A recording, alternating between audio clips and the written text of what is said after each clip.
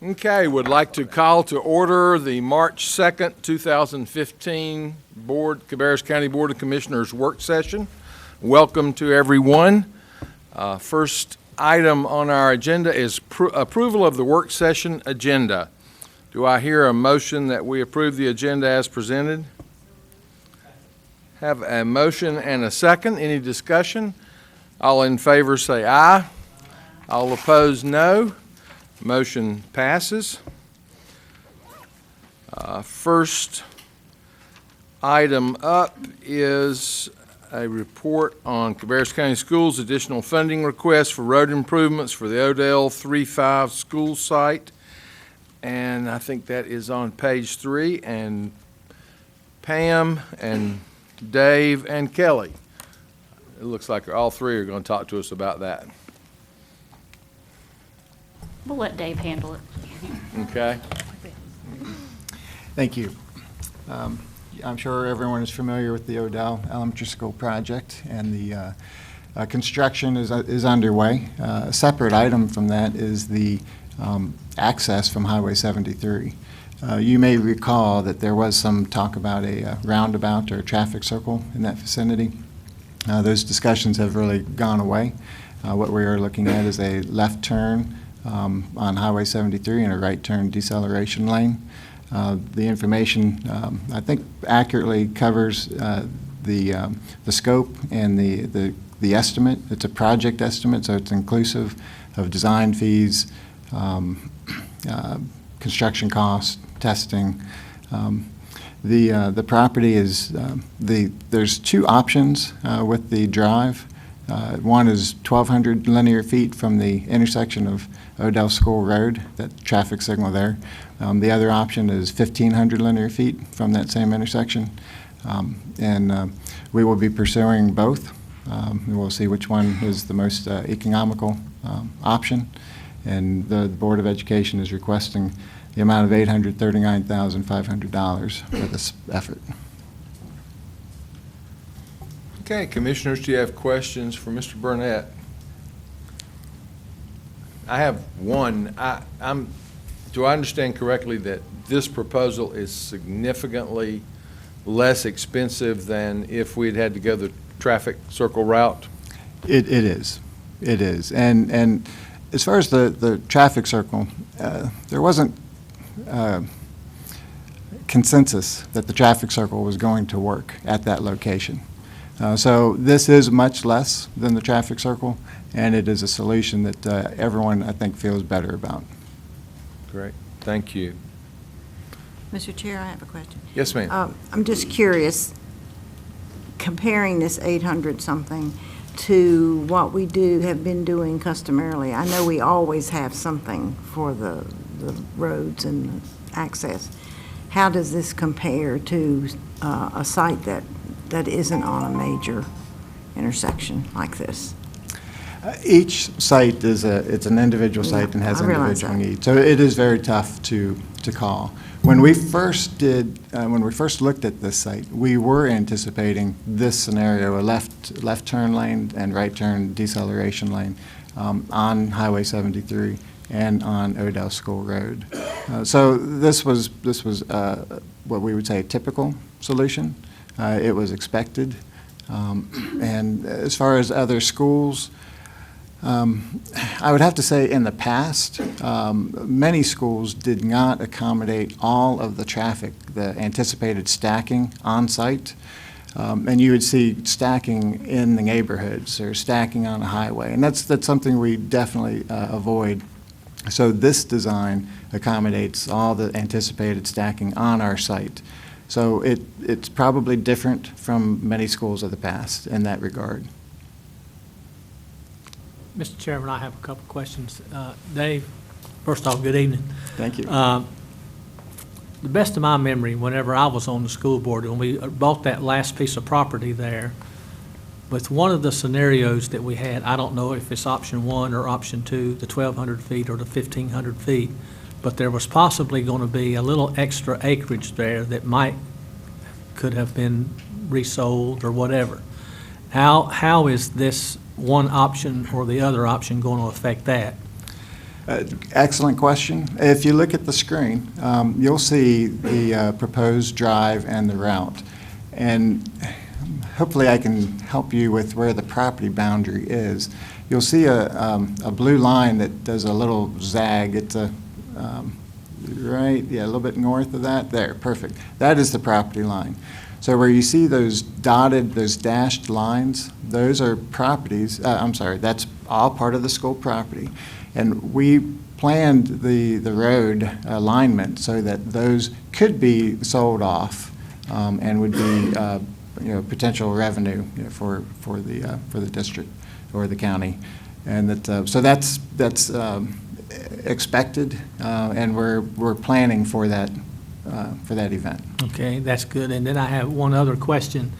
I believe that it more than likely is the furthest, the 1,500 feet entrance is going to be tying into maybe a developer that's going to develop some land in that area right there, and we're going to tie this in. Are we going to get any participation from that developer? Because we're going to be doing him a big favor by putting that part of the road in. So there's several things about this design.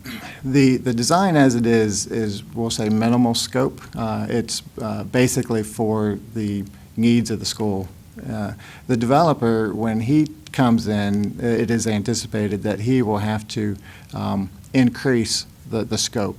The turn lanes might need to be expanded. I'm not sure about that, but as far as the stub street, that's probably, they will double that, so they'll have one-way traffic, then a median, and then new traffic and oncoming traffic. So we aren't taking care of all of the developers' needs, but what we do plan to do, we do have two options. And like I had presented, we're going to see what's the most economical, and it does depend on the developer participation or lack thereof. Any other questions? Of course, this will be on our agenda for action on March 16th. Thank you very much, and I think the next item is yours as well. Funding request for surveying, geotechnical, and Phase 1 work for Royal Oaks Elementary School replacement. Yes, thank you. The school system, the school board is requesting $30,000 for surveying and geotechnical and Phase 1 efforts for the replacement Royal Oaks Elementary School. Those efforts it's part of due diligence. What we would want to do is we want to do that work now, right away, so that we can identify any issues. As far as geotechnical, we want to make sure that the site is a good economical site to develop, that we don't have a great deal of rock or unsuitable soils. The geotechnical information will help us learn that. The surveying, of course, we need that just so that we can put pen to paper on the design phase, and Phase 1 helps us rule out any issues that we may not be aware of. So it does help us with confirming that this is a suitable site for development. Thank you. Questions, commissioners? Yeah, I would ask, so is this your first pick of sites, or? So the Board of Education at the meeting last month did ask us to look at the site. They did ask us to look at increasing the capacity of the school, which we are doing. We're doing both those. They also asked us, just in case some of this information comes back and maybe it's not an economical site to develop, at the same time, why don't you look at some other sites and just make sure, so we don't want to lose any time. So we are pursuing investigations of other sites. Again, it's a parallel path. It's something that it's common, to do, especially when we've got time frames that we need to keep in mind. We do want to have a design bid and award, by this time next year. So we have to be very mindful of the schedule. So we are doing both activities at the same time. I guess my sense from the discussions at the school board meeting the other last month was that this probably is the primary site, and the other is kind of a backup activity. But that's my impression from the board meeting. Okay, other questions? Okay, thank you very much. Next up are discussion items that do not require any action. And first is Active Living and Parks, request from Carolina Tar Wheels. And I think Londa Strong is going to update us on that.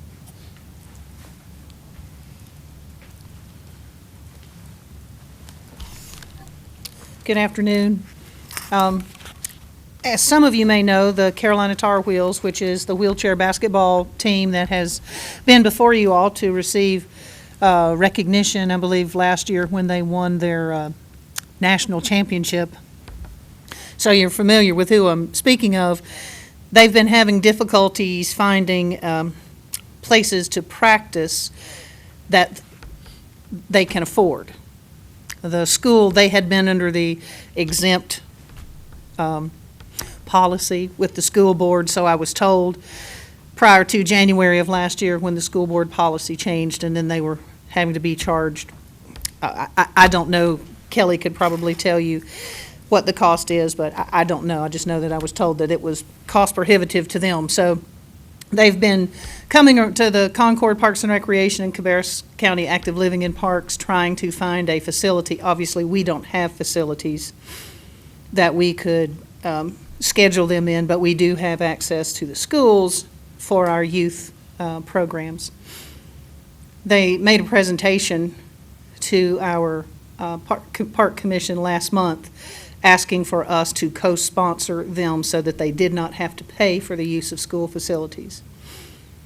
The Active Living and Parks Commission I thought they handled it very well in what the discussion that they had. And one of the things that they wanted to bring up is that if we co-sponsored with this team for them to use a school facility without payment, there are a lot of other groups that want us to sponsor with them too. We have requests quite often from gymnastics teams, from lacrosse teams, from all-star teams, people that need a place to practice, whether it's indoor or outdoor. And that's just not something that our current co-sponsorship agreement and school use agreement that we have allows. Our school use agreement allows for our youth league athletic programs to utilize the school facilities at no cost. And the co-sponsorship agreement we have is with each of those youth athletic associations. We do have adult athletics, but they pay, and that is only for outdoor softball and, kickball this past year. So as you can see from what this agenda item has, the ALP Commission made a recommendation not to sponsor this team at this time because they did not meet or fit into the current use guidelines that we have either with the schools or with our co-sponsorship agreement with the youth athletic associations. However, I did try to find them a place to practice, and I talked with the City of Concord, and they had offered them a couple of hours each week. Of course, it is basketball season, and they have adult basketball going on, and they don't have a lot of empty space either. But they did have a few hours, of which they would only charge them $15 an hour, and they only wanted to be there an hour and a half twice a week. So that seemed relatively reasonable, but they said it didn't quite fit in with their schedule. They had some players that had to be, it took them too long to get home because this was late in the evening, like 8 o'clock. I think it was 8 to 9:30 or something like that. Also, between Perry Gabriel and myself, we contacted 7 different churches, including the Church of God Children's Home, to see if they would be interested in entertaining the thought of talking with them. And every one of them said, yes, we would be more than happy to talk to them and do have space. Whether they've done that, I don't know. That's not on my side to do. But that's kind of where we are at this point, just a presentation to let you know what has happened, who all we've talked to, and why we've talked to who we have.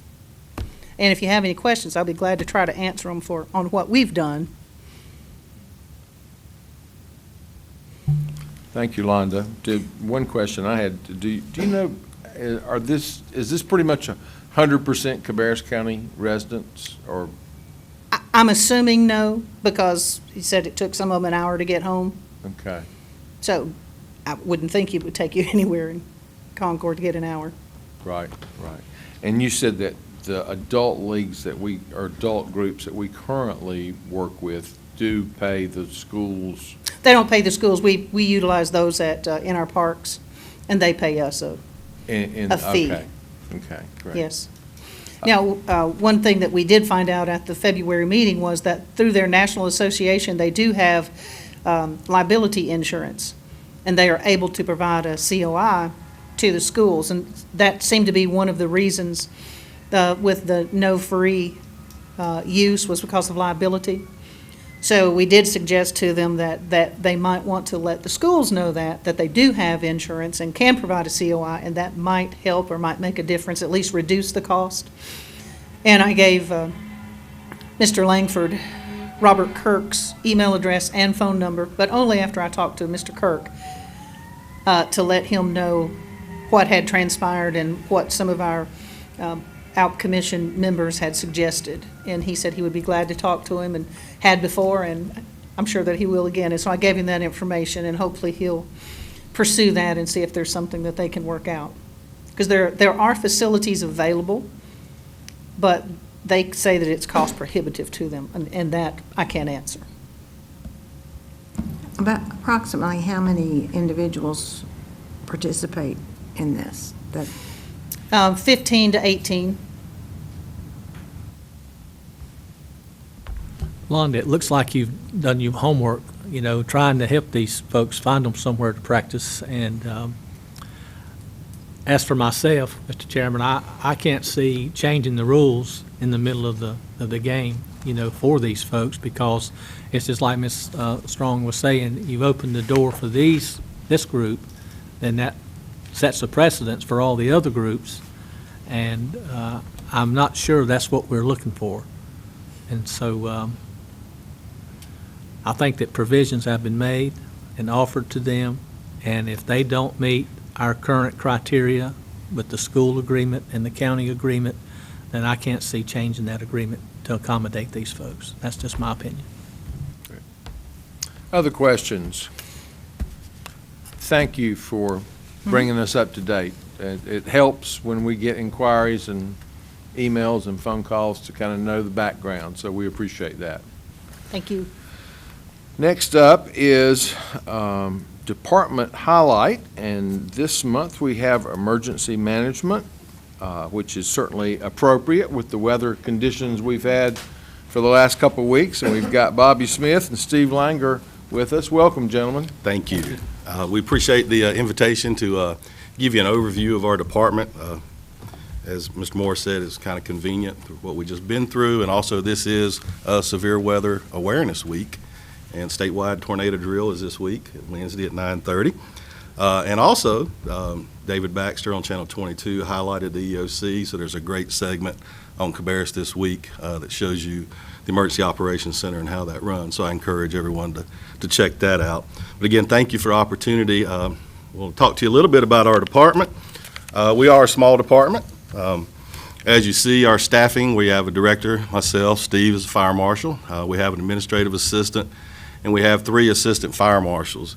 We are small, but combined we have over 115 years of public safety service in government work.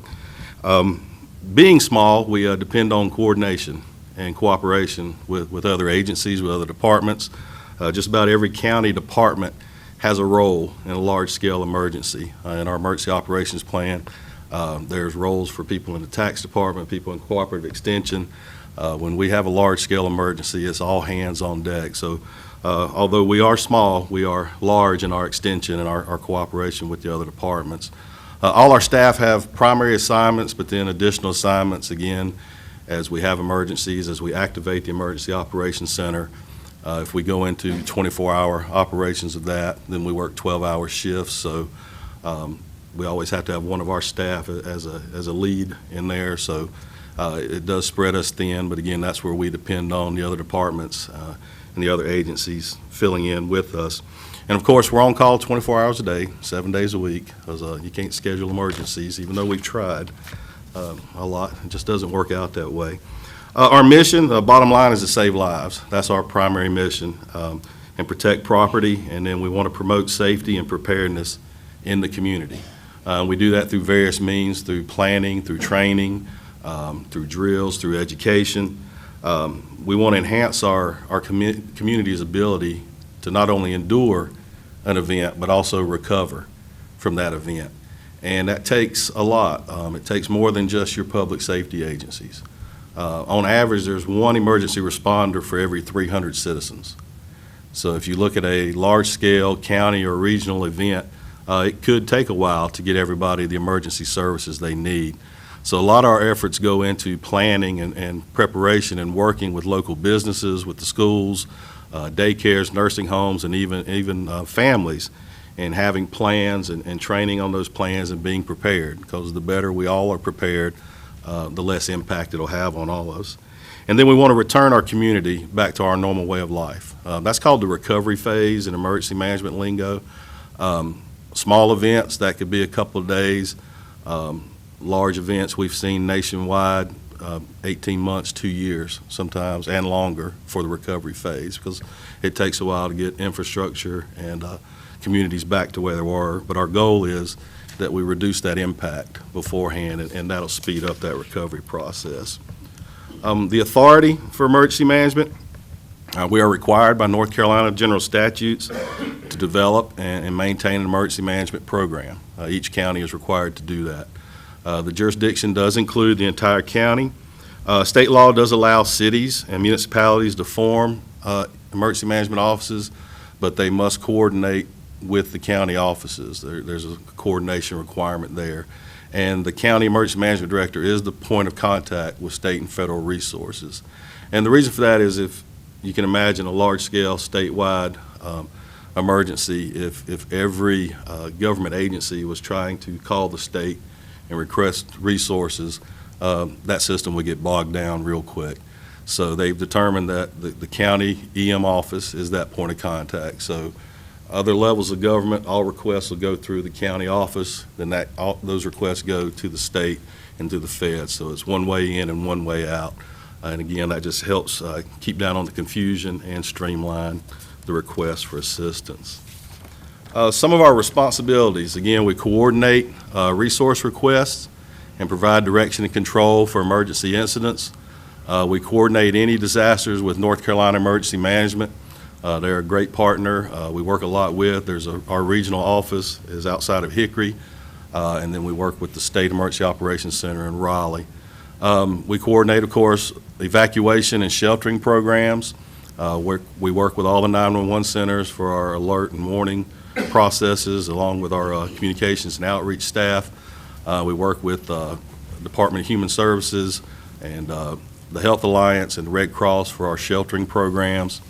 We also liaison with regional, state, and federal partners. Again, any resources, training, or any resources we need during or after event, we work with our contacts there. And then we develop and maintain a comprehensive emergency plans. Again, we provide the alert and warning to residents. We maintain situational awareness.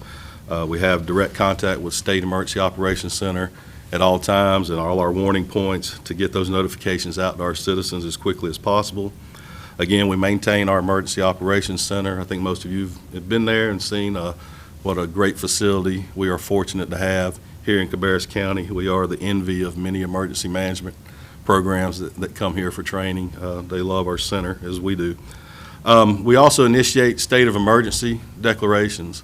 This is really important because without those declarations, we get no money after disaster. So there's steps we have to follow if we want to get federal funding and state funding, if there's a state declared disaster or a federal declared disaster, and we have to follow those steps. And the first part is that we have to declare that local state of emergency, and then we have to document everything we do. And again, that's where our partners come in. We have someone from the finance office in the Emergency Operations Center at all times, tracking costs, man hours, because hopefully eventually we're going to turn those in and be reimbursed for that. We conduct reviews of emergency plans. We look at local businesses. We look at, again, schools and daycares. We will help residents with theirs. Nursing homes and those type care facilities are required by state law to have a plan reviewed by emergency management. So we review all those plans. And again, we coordinate other planning efforts between county, municipal, state, and other entities. And we also maintain a local mitigation strategy. And basically that's working with our planning and our zoning folks, our alert and warning. And again, what kind of strategies and things do we have in place that we can lessen the impact on our citizens and on our infrastructure. And we'll go into that a little more later because I got another item on the agenda dealing with that. Just a few of the plans. I'm not going to go over all of these, but just some of the plans that we work on. Again, the emergency operations plan is our overarching plan that guides all county operations during a large-scale event. It covers everything from the alert and warning to the sheltering, law enforcement, emergency medical, sheltering, response, recovery, everything that takes part during an emergency, that plan. That is one of the plans that has to be approved by this body and this board. And we have to update that every 5 years and submit that to the state and FEMA for approval. The other is the hazard mitigation plan, which we have on the agenda for tonight. That's the other plan that has to be approved by this board. And then we work with continuity of operations plan. Again, how does county offices, if we're impacted, how do we get back up and running? How do we get business back going? How do we get service back to our citizens? We work on the McGuire plant, evacuation, decontamination, and sheltering. We are a host county, so if there is an event at the McGuire nuclear plant in Mecklenburg County, there are 2 zones of Mecklenburg citizens, schools, and daycares that actually evacuate to us, and we have to check them in, scan them, decontaminate them if needed, and provide sheltering. We have a debris management plan which covers during your more severe weather and your ice storms. Debris can pile up pretty quick. If you don't have a plan on how to manage that, it can be overwhelming. You also have to have this plan in place if we want to get reimbursement for those activities. And the receiving and distribution plan is what we have during emergencies if we need to bring supplies into our citizens.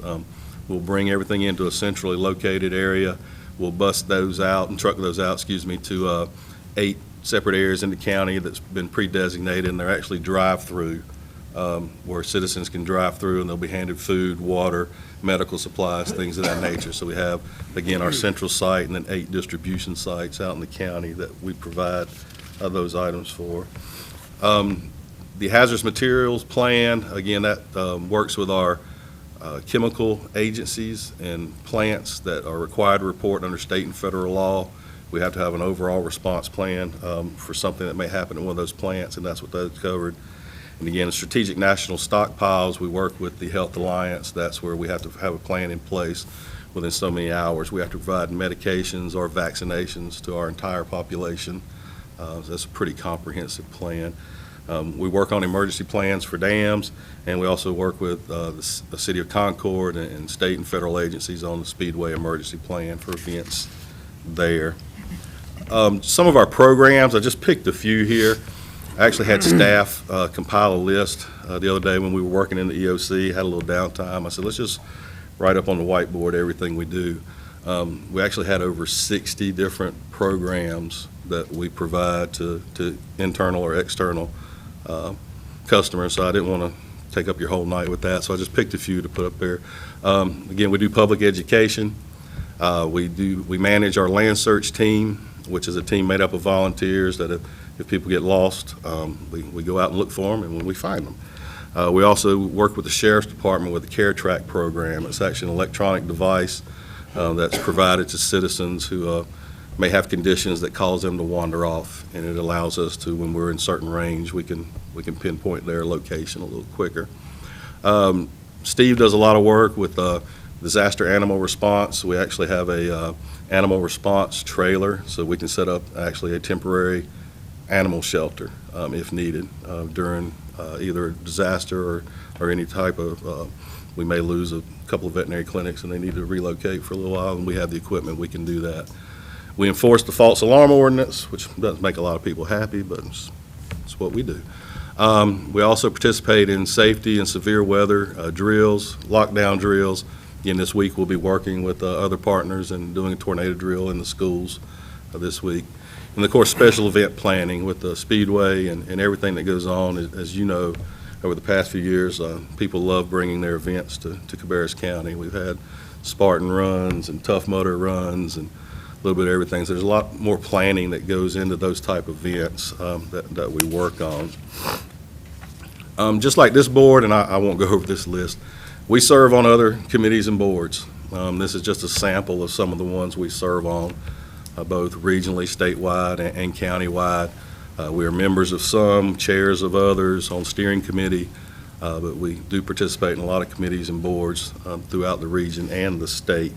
But again, that's just a sample list of the few that we're on.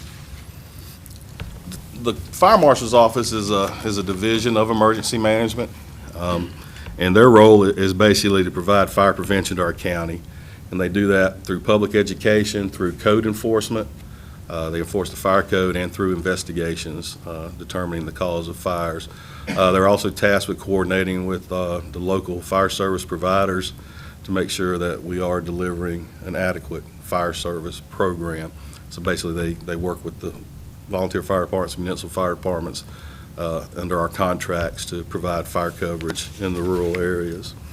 Again, the responsibilities of the Fire Marshal's Office: they do review construction documents just like building inspections. They issue permits similar to building inspection. They do inspect all business occupancies. Unlike building inspections, though, once the building's open, we still go in these businesses routinely. Based on the type of business it is, we may have to be in there every 6 months, 12 months, 24 months, or 36 months. But that's a continuous cycle that is mandated by the state. So our inspectors do the rural parts of the county, and we also do Midland, Mount Pleasant, Locust. A portion of Locust. And portion of Locust. We do that at no cost. We do those inspections for those agencies. Again, they do fire prevention education. They're in the schools, the daycares, working with businesses on fire prevention, fire extinguisher training, evacuation training. They do fire investigations to determine the cause of fires, and again, they provide technical expertise and guidance not only to businesses on fire matters, but also to our fire departments on matters. The Fire Marshal's Office also has some secondary responsibilities, of course. They have to be a part of emergency management because we are a small department, so they have a lot of emergency management responsibilities. Again, they manage the county land search and the animal response team. They assist in reviewing the business emergency plans, continuity of operations plans, work on the response program for the McGuire nuclear facility, and they also help conduct disaster preparedness education. Mike wanted me to touch a little bit on the fire service. Again, the services provided by in-county departments and out-of-county departments have some jurisdiction. We do have contracts with Kannapolis, Harrisburg, Concord, and a little editing area there. We also contract with Mount Pleasant. That is a municipal department. It is volunteer, but it is a municipal department. Last year, these departments responded to over 5,300 calls for service. 70% of those calls were medical related, so they are definitely an integral part of our first responder and emergency medical care program here in the county. A fire study was conducted in 2011 and 12 through interviews, data collection, research. We had an outside contractor come in, and they provided us a list of recommendations. A lot of these recommendations came from the volunteers and the chiefs in the departments. The fire departments met as a group, and they went through that recommendations, and they set a priority for each one of those recommendations. Steve has copies of these we're going to hand out to you for you to review to let you see where we are on those recommendations and how we've been working through those with the fire departments. Some of the challenges that face the fire service, of course, there's a decrease in volunteers. As you can see, in 2001, we had around 415 volunteers. We're down to about 294, and that's steadily declining, and it's in every district. There's definitely recruitment and retention challenges. When volunteer fire departments started, most everybody worked in the area where there are volunteer fire departments, so it was easy to drop what you were doing and run a call. Now, today people have jobs pretty far from home, pretty far from the fire department. So it's a challenge to keep a volunteer pool in each district. Limited funding, to some of the districts. We also have seen an increase of regulations from the state and federal government that's placed a big burden on the fire service. Basically, as far as the training requirements and reporting requirements, equipment requirements for a volunteer department, it's no different than the Chicago Fire Department. So these folks are required to still maintain and keep up with a lot of regulations, even though they have a small staff and mostly volunteer staff. And again, staffing and equipment costs continue to create financial gaps for a lot of our departments. The fire service is funded in three mechanisms. First of all is a fire tax. Each district was set up as a tax district in the state of North Carolina to raise money to operate that fire department. Their rates vary. We have a department that's 3.5 cents. We have a department that's 11.15 cents. Average is about 6.5. They are allowed to go up to 15-cent maximum, state law. We also provide a staffing grant to eligible departments. They receive $30,000 to help staff the department during what we call peak times, when there's a lot of calls but may not be a lot of volunteers around, generally 8 to 5, Monday through Friday. So most of our departments receive that grant. It was established in 2006, kind of just as a stopgap. We saw the decline coming in volunteers, and this was a way to try and help kind of stop the bleeding a little bit. They also receive a sales tax distribution, and Ms. Dubois could probably explain to you how that is figured. I have no idea. But I can tell you that the departments receive a portion of the sales tax, and that ranges from about $2,000 for a smaller district to $126,000 for a larger district. 2015, the estimates are about $1,800 to $160,000, and with the total of being around $785,000. In 2014, as you see there, our total financial support from the county to the fire service was $3.8 million. And the last slide, the one you've all been looking for, future needs of the fire service, increased paid personnel departments. Again, we are seeing that the volunteer pool is just drying up, and increased funding for operational support. Again, the regulations that are set forth for equipment and training, air packs, fire trucks. I mean, a baseline fire truck, you're looking at $400,000 just for a baseline piece of equipment. So expenses have really gone up for the programs. So I'm here to answer any questions. Steve's here to answer questions. Just kind of like a real quick overview of.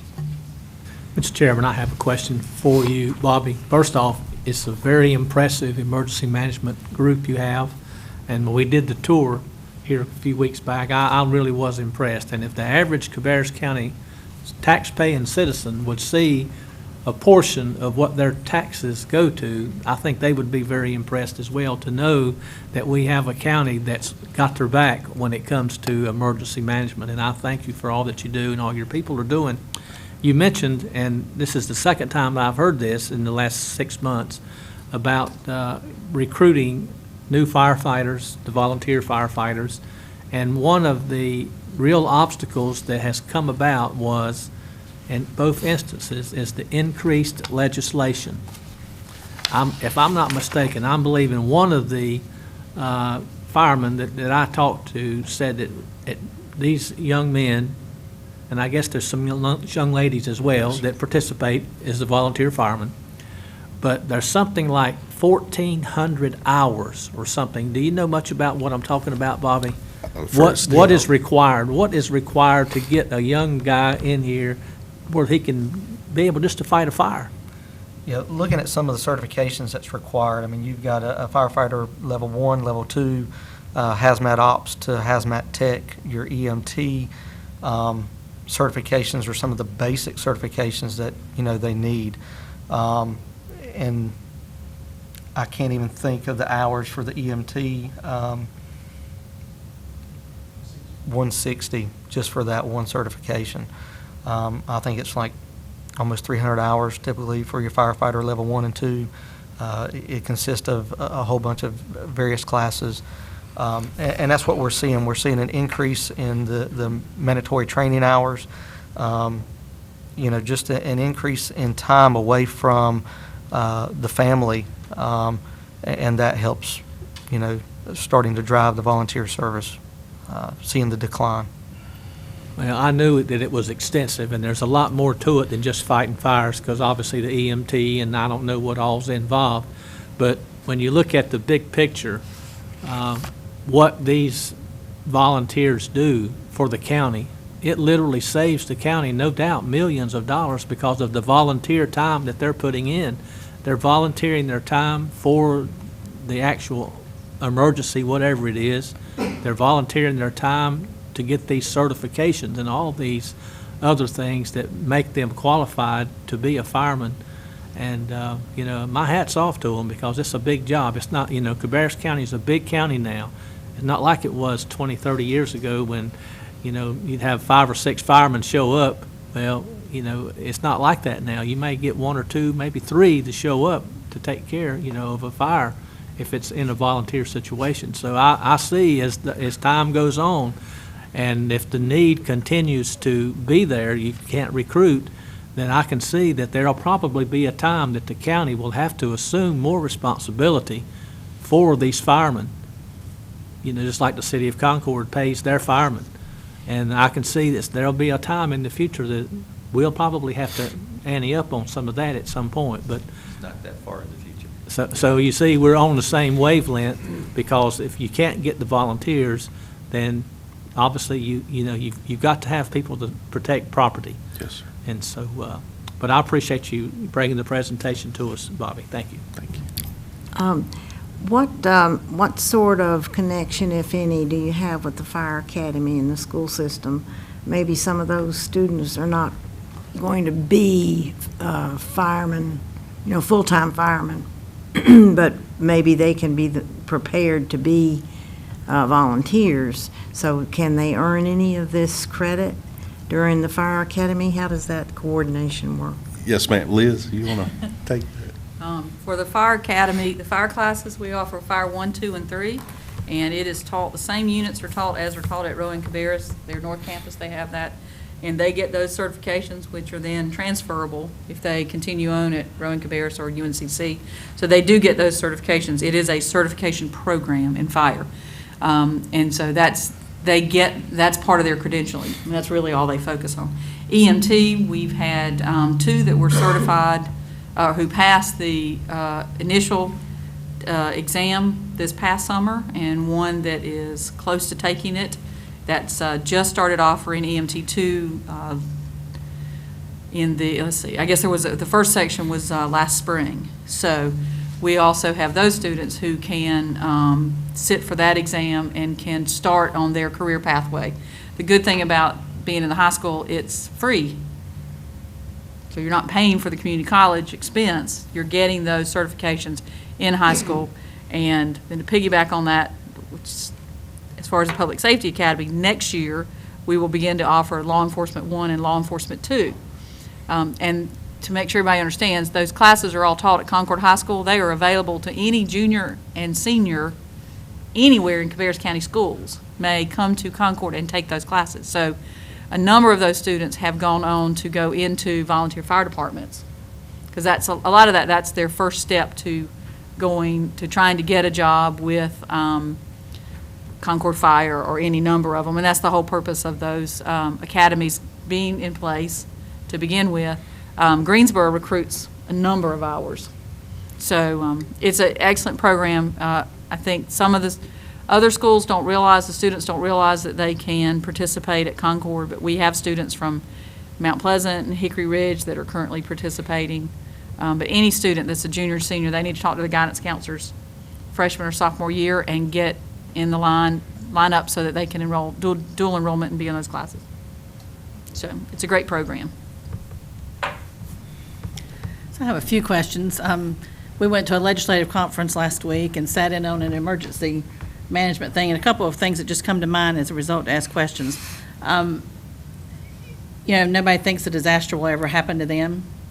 So as a citizen, when that disaster does happen and you have no power and your cell phone battery's dead, How are you communicating with citizens who are caught up in that at that time? Right. So they know what services are there? And that's why we spend a lot of time before the emergencies communicating with our citizens to have a plan in place. And part of that plan tells them to have a battery-operated weather radio, because that is how a lot of the alerts will come out, is across those battery-operated weather radios. Also encourage people to have these battery-operated cell phone chargers in their kits, so that they can keep their cell phone charged if they do lose power. Also, again, radio, battery-operated radio, because those alerts, notifications, directions from county officials on where the shelters are, what to do, will come across those areas. But that's a valid point, and that's why we encourage everybody to have that plan before, again, because once the lights are out, that's not the time to be looking for the batteries for the flashlight. And on the sheltering opportunities, if needed, are those included like church facilities, or is it all county? I mean, where are they at? Most of the ones that we have, our shelters have to be surveyed by the Red Cross, and there's a standard that have to be met and then approved by the state. Most of the ones that we have are schools. There are a few churches that do have generators or generator hookups. That's why we chose those. But majority of them are middle schools or high schools, because they generally have the larger open areas and the shower facilities. But 90% of our shelters are the middle schools and high schools, and then we have a few churches that fall in line with that. And then I think you said there was one emergency responder for every 300 citizens? That's the national average, yes, ma'am. Okay. How do we fit in with that? We run about par. I think it was last year we looked, and we were like 1 for 280, Okay, somewhere around there. thank you. Couple of questions, if it's okay, just to bring out some more answers. Ms. Honeycutt just asked one of them on the shelters, because we do get that. So how do you make the decision which shelter to open and when? That's where we bring in the sheltering team. We don't necessarily bring them in, but we get them on the phone. We look at the impact. Most of our sheltering in North Carolina, not on the coast, most of the sheltering is post-event. It's when people's lost power, lost water. That's when they're going to seek shelter in this area. Sometimes there may be a need for a pre-event sheltering, inland hurricane, and we're predicting some severe damage from that. But most of the time we do it post-event. But the sheltering team looks at where our impact is projected, or where we actually be an impact, and what facilities are available, and where the team can move safely. Again, if it's a hazardous material incident, we don't want to open the shelter a mile from where the train derailed. When it comes to snowstorms and ice storms, we're going to pick the facilities that definitely have generated systems in the larger areas. So it's just based upon, Mike, where the impact and what the impact, and those decisions are made with the team. And for the board's purpose, as Bobby discussed, that we use middle schools and high schools. So we've encouraged to be part of that process of designing schools, so that the areas that we use for shelters, which would be your gymnasiums, your locker rooms, your cafeterias, those type things, and the need for generators, is that we can keep that, if that shelter operation has to continue and then school starts, can we keep those activities separated? Or can we keep the power on just that part of the building while it's a shelter, and not have to power the entire building or heat and cool it? So we try to stay involved in that process. So keep pushing so that we can stay involved in that process. So, but the other one, what's hazards? You talked about hazards. We know the big hazards that we see on the news, but in Cabarrus County, what are the 1 and 2 number of hazards that we typically see Severe here? weather is our number one. Again, the hazard mitigation plan, we just went through that hazard and vulnerability assessment, and severe weather always tops our number one hazard. Again, just because of the seasons that we do experience here and where we're located. So severe weather is number one, those storms. With the rails and highway systems that we do have here, hazardous materials, and the chemical plants, hazardous materials is also a hazard for this county. And we have a local emergency planning committee that works a lot on planning for those events. But those are our top 2. Interesting on the hazard assessment, something that surprised all of us, we were actually very highly rated for landslides, even though we haven't experienced any. Earthquakes. lately, but the Landslides National and Weather earthquakes. Service said that we are in a highly rated area for that. So be on the lookout. Ms. Honeycutt asked, how are you prepared? Knowing that things go on and resources are flying everywhere and we get overtaxed, how should the individual be prepared themselves and for how long? The individual, again, have a plan in place. There's so many resources on our website, FEMA. There's mobile apps available now. NC Ready, North Carolina Ready, is from State Emergency Management. It gives you all kinds of ideas on what plans to have in place, what to put in your emergency kit. Used to be 12 to 24 hours, but now the common standard is 72 hours. You need to be prepared to be on your own for 72 hours if possible. When you start talking about 1 gallon of water per person per day, that can add up to a lot of water storage, but there's ways to get around that. If you drink a lot of bottled water, just keep it in stock and rotate it. But there, again, Mike, the having that personal plan, having a communication plan. A lot of people nowadays, they live here, their kids go to school here, but they're working downtown Charlotte. Well, something happens and they can't get back here for 72 hours. Do they have a plan in place of where their children's going to go? Who's going to pick them up? How do they communicate with their children during that emergency? So again, those are things we need these citizens to think about, is having those communication plans in place, having those evacuation plans for your house, and again, having bare necessities that you could at least survive 72 hours. You said that your staff initiates the declaration of emergency, but who has the ultimate authority to declare that, and how do you go about doing that? That would be the gentleman sitting beside you. The chair of the Board of Commissioners must declare that state of emergency. If he's not available, then that will fall to the vice chair. If they're not available, we'll find one Work of on you. down the line. We've made phone calls before at 3 in the morning looking for people, but yes, we will start that process and paperwork, and there's several components to that declaration that you may end up implementing a curfew. You may limit the sale of alcohol and ammunition. There's certain things that state law allows you to do, don't allow you to do, so there's some discussion with law enforcement and all our partners of how in depth we want to go with those state of emergencies. All the ones we've declared in the 15 years I've been here, thankfully, have been just your bare bones state of emergency and have not been too complicated. So I see Ms. Parsley in the audience over there. So if it's just isolated to something that's going on in the city, does the county declare that state of emergency, or can the mayor declare that, or? Municipalities that have their own emergency operations plan, such as the city of Concord, will declare their own. The county will declare, just to make sure that conduit for state and federal funding, if it comes available, is available to that municipality.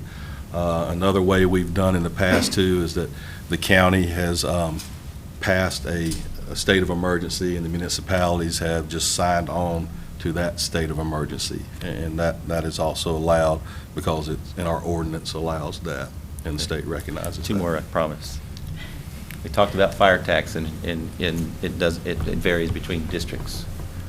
Do the districts decide what their fire tax is going to be, or who? The districts make a recommendation to this board, but the Board of Commissioners set that tax rate. Okay. One final thing. Can you, in 30 seconds or less, the importance of a public safety training facility? The importance of a public safety training, 30 seconds. Go.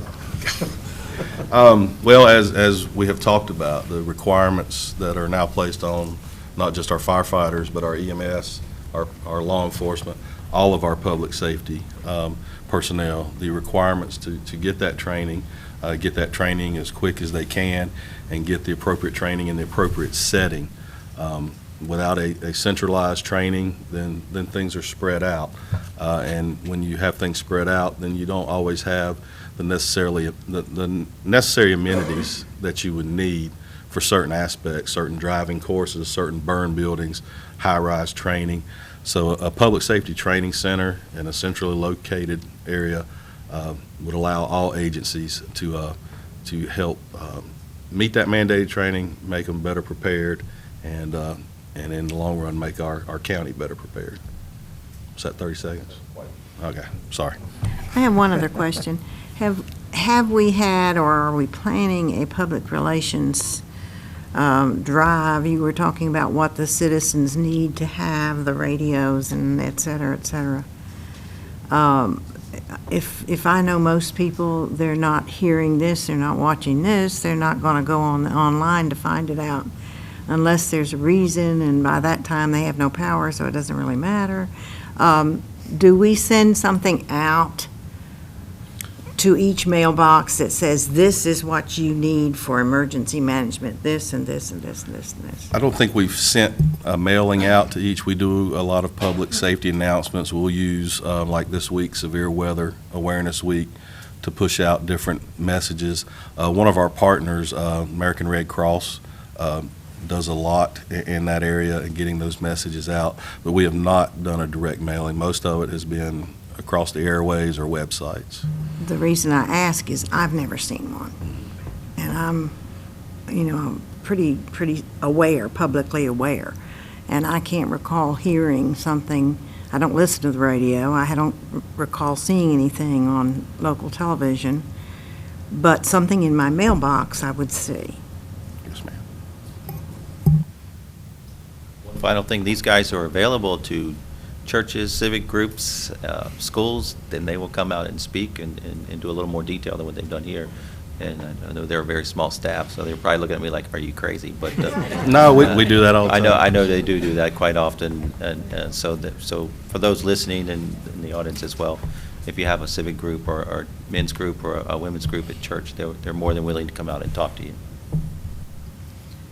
I also wanted to mention, next week, both of these fine gentlemen, along with our sheriff's department, the district attorney's office, hopefully court system, clerk of courts, EMS, will be hosting somewhere around 60 eighth graders from Concord Middle School that are going to come in and learn about the careers that are available.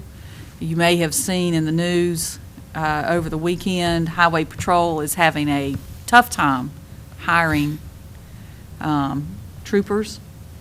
Likewise, the sheriff has trouble hiring good qualified deputies and detention officers. I know EMS is always looking for good candidates, along with our fire departments. And so I'm excited that they're going to help. They're all going to help talk to some eighth graders about the possibility of careers and the different opportunities that they have available for them. They're going to take a tour over here at the sheriff's building and get to see, get an idea of the type of careers that are available. So I appreciate them. They've been helpful with me to get that planned, and they also have do a lot with our school, with Concord High School's Public Safety Academy. They're in and out all the time talking with the students and helping the teachers in that regard. So they do a lot. Cabarrus County hosted an intern this past semester who worked with Kasha a lot on public relations, and one of the things he was working on was to try to do a project around EMS because that's one of his areas that he was interested in. He's taken those courses. So there are a lot of good things that they're working on. If we did a mass mailing, I'm sure there'd be a budget implication for that, but that might be something to look at and see what would be available. And I'm sure the Tribune will be happy to publicize a lot of the opportunities that are available, and maybe we can get something to them that they would be able to print in the paper that would help get some information out on how to be better prepared. The only time I signed a declaration was in Harrisburg when the tornado came through, and the mayor and I both signed it to make sure that those homeowners would have some funds available along with what the county needed as far as cleanup and everything. So that's the only one I remember of during that few years. So unfortunately, we don't have that happen too often around here, but And that's our plan. that's our plan. That's exactly right. That's a big part of the plan, is be prepared so we don't have too many problems like that crop up with it. So. Any other questions?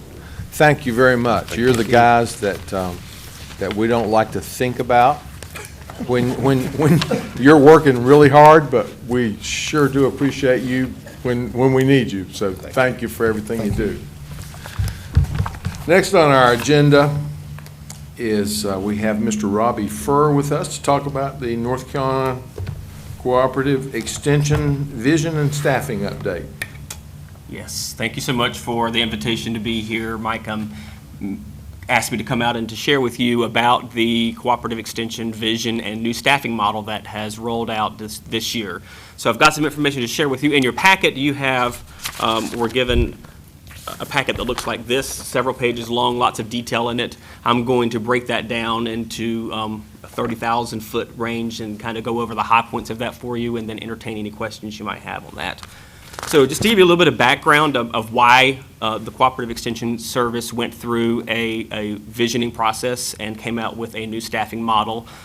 Just to let you know, since 1991, we've had $22 million in permanent cuts from federal and state dollars that fund the cooperative extension programs.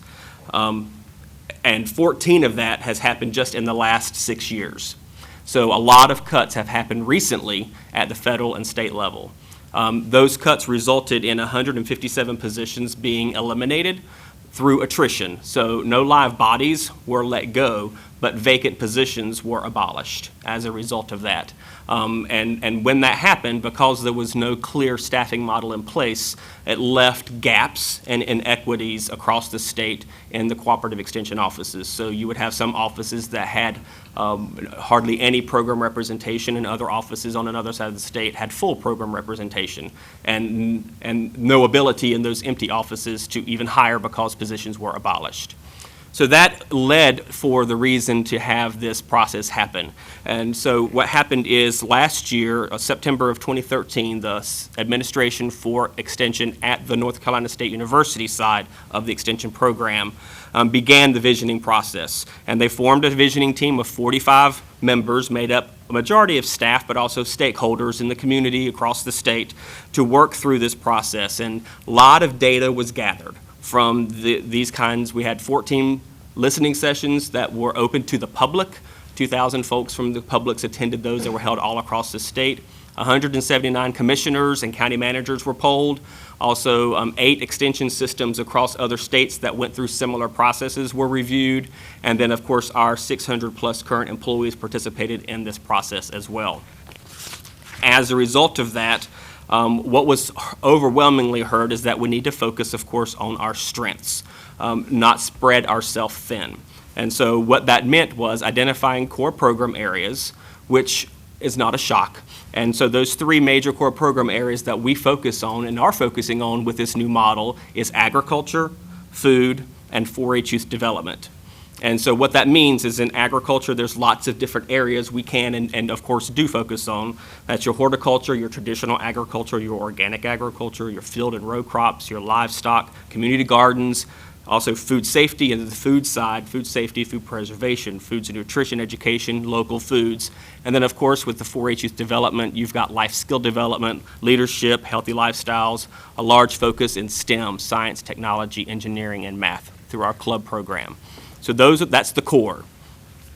Then as a result of the core, a base staffing model was created. And so what that does is it allows each county office to have a core so that they will be able to meet at least the core level of what the program areas that we offer and extension are. And the funding from North Carolina State University for their percentage of what we do will be available for that. And so what this model looks like is 1 full-time 4-H extension agent in each county, 1 full-time agricultural agent in each county, 1 family and consumer science agent that shares work between 2 counties, so a half FTE per county, 1 support specialist per county, and then a county extension director that also has program responsibilities. So that is what the core staffing model looks like. Every office will have this, with funding attached to it from North Carolina State University. So what does that mean for us here in Cabarrus County? Well, so there's actually an addition to that. So what that did is then that gave some opportunity for some add-on positions in the area of agriculture. So what we do is look at, there's a formula that they developed that took into account agri-seats from the cash agri-seats in each county, number of farm operators, and then the total population of the county. And then taking that into consideration with the formula for the whole state, counties were then given add-on positions at a percentage basis. So Cabarrus County, we were given an additional ag position through our ag receipts and through our farm operators and the number of people we have in our county. So we have the ability to have 2 agriculture positions in our county with this base staff model.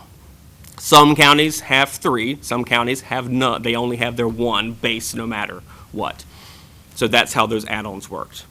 So if you'll flip over, this lets you know what we look like currently. So pre-base model, this is what we look like today. We have a county extension director, that's me. Then we have a full-time family and consumer science agent. We have 2 agricultural extension agents already on staff, one that focuses in the area of horticulture, one that focuses in the area of agriculture in the area of livestock, field crops, and row crops. We have a full-time 4-H and youth development extension agent. We have a full-time community and rural development extension agent.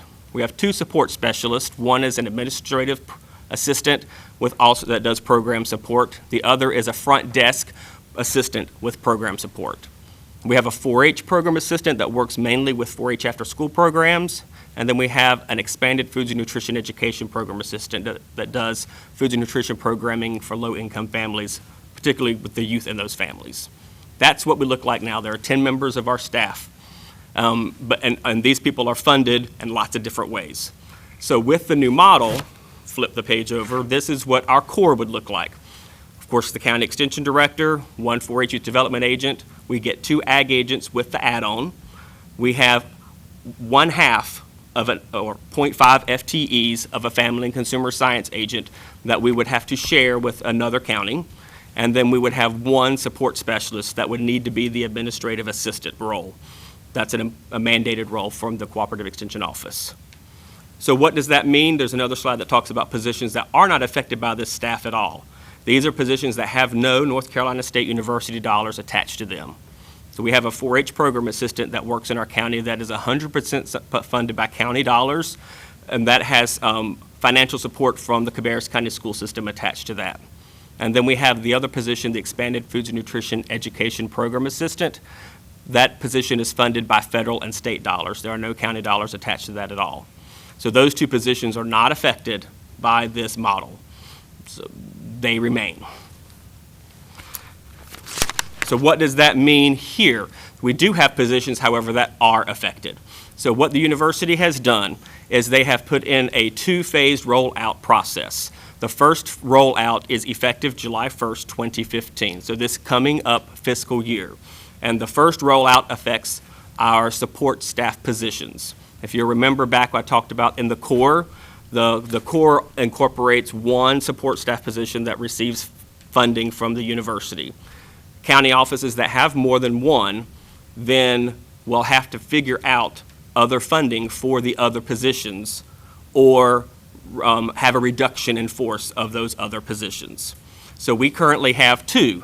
So our second position would be one that it's currently funded at 50/50, because that's our cost share. And so I am requesting, actually, you'll see this later in our budget, to have 100% of that position covered by the county. And what that position does is they are our front line face to all visitors that come to our office at 715 Cabarrus Avenue. So they're the first person you see when you walk in that building, whether you are coming to visit Extension, whether you're coming to visit Soil and Water, or whether you're coming to visit Farm Service Agency. That's the first person you run into at that front desk. They also provide programmatic support for our horticulture program, our family and consumer science program, and our community and rural development program. And then they handle registrations and payments for all of our extension programs. It's a pretty vital position in our office. Need to have that person there. And just for information purposes, I incorporated a new a rating method for our building to see is a facility use method. And this past fiscal year, we used, through our meeting space and programming space, we had 253 programs that were held in our building, over 168 programmable days, and had 5,367 individuals come to those. And these are the kinds of people and the programs and the things that front desk person needs to be able to see and manage and point people in the right direction. For this fiscal year, which we are 2/3 through, we still have 3 or 4 more months left in that. We already are at 199 programs. We're already at 3,830 participants in those programs and 133 programmable days. So we already are exceeding what we programmed for and folks that came out to our building last year, just to show the importance of that position. So that is the first phase that we need to work through in the budgeting process of support staff that have the potential of being lost with the North Carolina State University budget dollars cut. The second phase is with the rest of the staffing, and we have 2 other staff that will be affected. Then that begins effective July 1st, 2016. So the first staff member is our Family and Consumer Science agent. We currently have a full-time position that is there in the office and works in only for Cabarrus County citizens and does Family and Consumer Science programming in our county only, which is the model at this point for all the state. And some counties actually have 2, maybe a couple of counties have 3. And so that's moving now towards a shared position with 2 counties. Major cut in this program area. So the recommendation of the university is to have that split position where the university pays a third, the one county pays a third, and the neighboring county pays the other third to help fund that position. There is also the possibility of taking the university's third, which is 17%, and giving that to the county, and then the county, if they would like to have a full-time position, they fund the remaining 83%. To remain and have a full-time presence in that county. That is what we would prefer to have to maintain the presence of that strong program we have for Family and Consumer Sciences here in the county. So what that position does, it supports the Extension and Community Association volunteer work. Many of you were out at that recognition banquet on Saturday at the Arena and Event Center, so you saw the great work that that program does, and the Extension agent manages and is a liaison to that group of people that provides a lot of support to our county.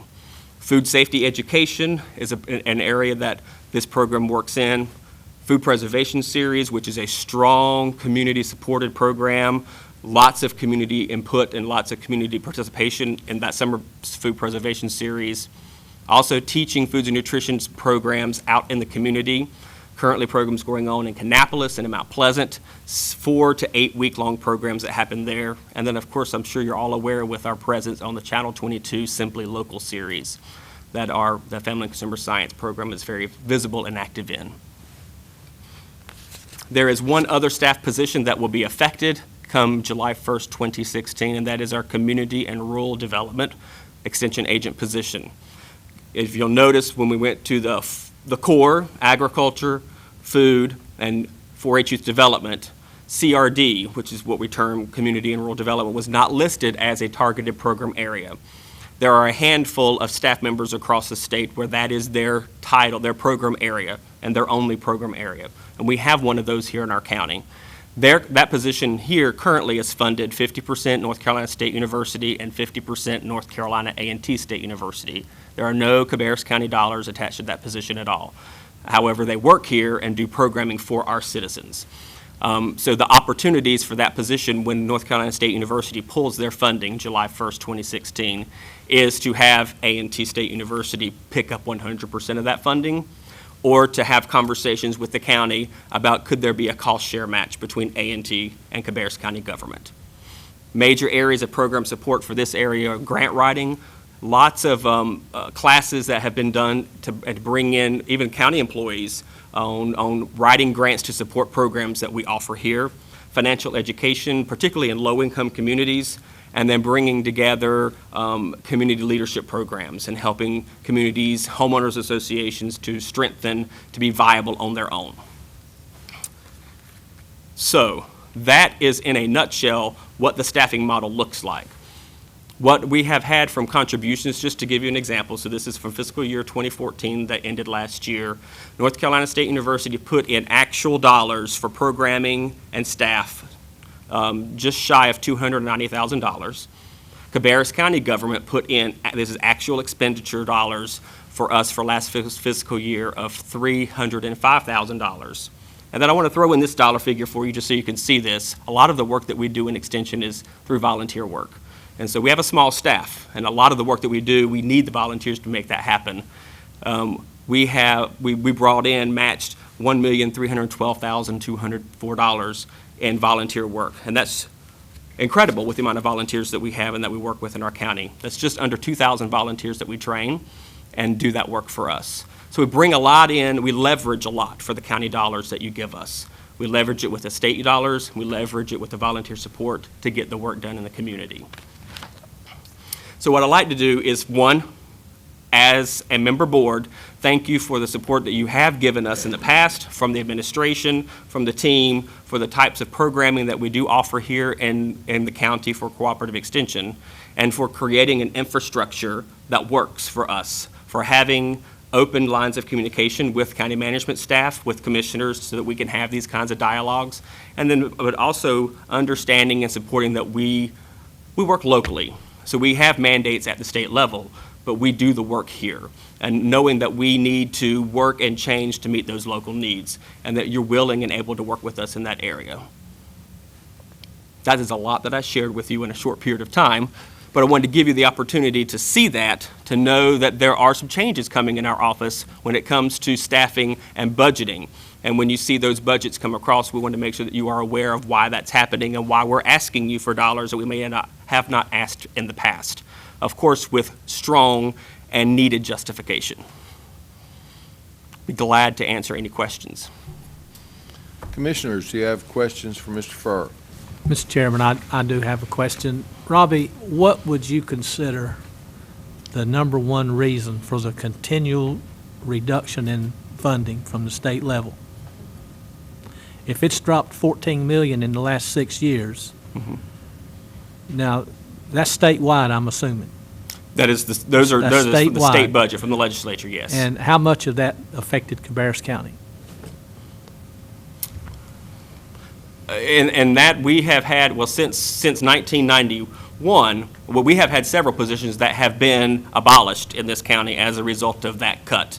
We had a family and consumer science agent position that was abolished 1999, 2000, that we no longer have. And then I believe we had another support specialist position that was abolished through a budget cut as well. And we've had several other foods and nutrition education positions that were cut. We have been lucky in Cabarrus County that we have had staff with tenure that have stayed with us, and we haven't had the vacancies because the abolishments happened when there were vacant positions. Right. So thankfully, we've had folks that have decided to stay with us for 30-plus years, and we haven't had the opportunity to lose those positions. Because he only gave them away with attrition. Correct. I heard you say Correct. that, attrition, yeah. Thank you.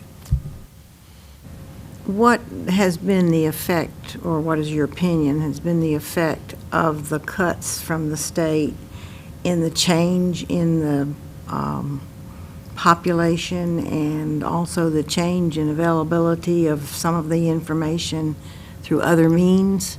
We're not as rural as we were.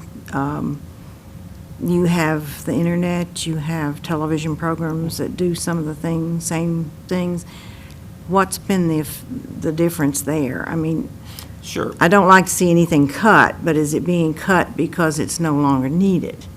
Well, actually, I think what would be interesting for you to know is that the line item that we are funded from at the state level is the education line item. So we aren't funded in the agricultural line item. So we are funded through the university system. So when the university gets a cut, we get our share of that cut. And that's how that happens. For the most part, it's because the total system was cut, and we had to bear our part of that cut. It wasn't that the cut came from the legislature specifically at cooperative extension. It was, this is the university system cut, and as a department in the university system, you have to bear your fair share. And as a result of that, yes, we have had to learn to do things differently, for sure. And as times have changed, we have adapted to the technologies that are out there. There's some great technologies that our field faculty on the eastern side of the state and on the western side of the state are using with farmers and with row crops to pinpoint diseases and things that are happening that would take months of research and diagnosis to have happened just several years ago. So we're taking that technology now and making that happen and streamlining that, and a lot of that is because staff is smaller and we have to make it happen now. But the cuts I think that we have had before weren't directly cuts because that were aimed at our department. There were university cuts and we had our fair share. Other questions, commissioners? It's as Commissioner Minot pointed out, we're less rural than we once were, but what I hear is a renewed interest from a lot of folks about local foods and local food production. Discussion from groups about how can we help people learn to preserve foods for use throughout the year, those kind of things, all those kind of things that your office is the first number we call and think about to pick up. Certainly the educational aspect, the programs, as you pointed out, the number of educational programs you conduct during the year. I personally have participated in several of those. I think, we've heard a lot about beekeeping over the past several years and how that's an endangered, very important resource in nature. And I think you've had sold out classes for several years in Yes. the beekeeping area. So it's helped to involve a lot of citizens and make them some of them get involved in it themselves, if not, make them more aware. So it certainly is something that's important to our community. And I'm sure that we'll be hearing more Yes, you will. about it You as we certainly go will. forward. And I do want to make sure you are aware, yes, we as a state are not as rural as we have been in the past. However, agriculture is a large part of our county, a huge part of our county. We have a strong farming community, and that support is here in our area and is needed for the work that we do in our office. And the work that we do is not just with the agriculture community, but the entire population of the citizens of Cabarrus County. So whether you live more towards the Charlotte side and you have nothing to do with agriculture in your family, there are programs that we do to help you live your life just as much as we help a farmer on the northern side of the county do what they need to get done to make their farm income happen. Thank you very much. Yes, We sir. appreciate you being with us today. Thank you.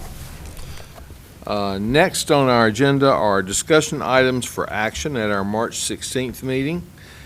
First up is approval of maintenance and repair agreement between Cabarrus County Schools, and Kannapolis City Schools. I think Pam Dubois is going to talk to us about that. Yes, this is a maintenance agreement that we have for Cabarrus County Schools, Kannapolis City Schools with Cabarrus County, and we are the funding mechanism for this.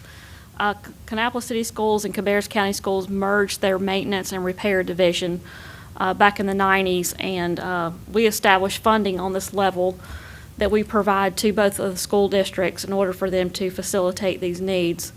I do want to point out that the last two sentences in my summary, through our fourth negotiation of the contract, we took the average daily membership calculation out of our contract to make it more simplified, so those last two sentences are not necessary at this point anymore.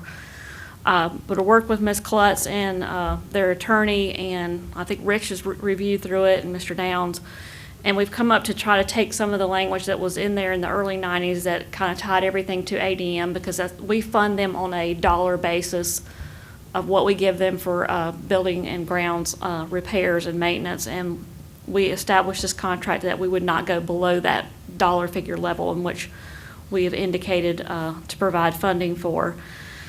So we would like to go ahead and re-enter into this agreement. It expired on June 30th of 2014. However, no one took any action to cancel the contract, therefore it continued on. So we went ahead and updated the language that was in the agreement, have provided it to Cabarrus County Schools, which I believe are discussing it this evening, and then I do not know when the City of Kannapolis will place it on their agenda.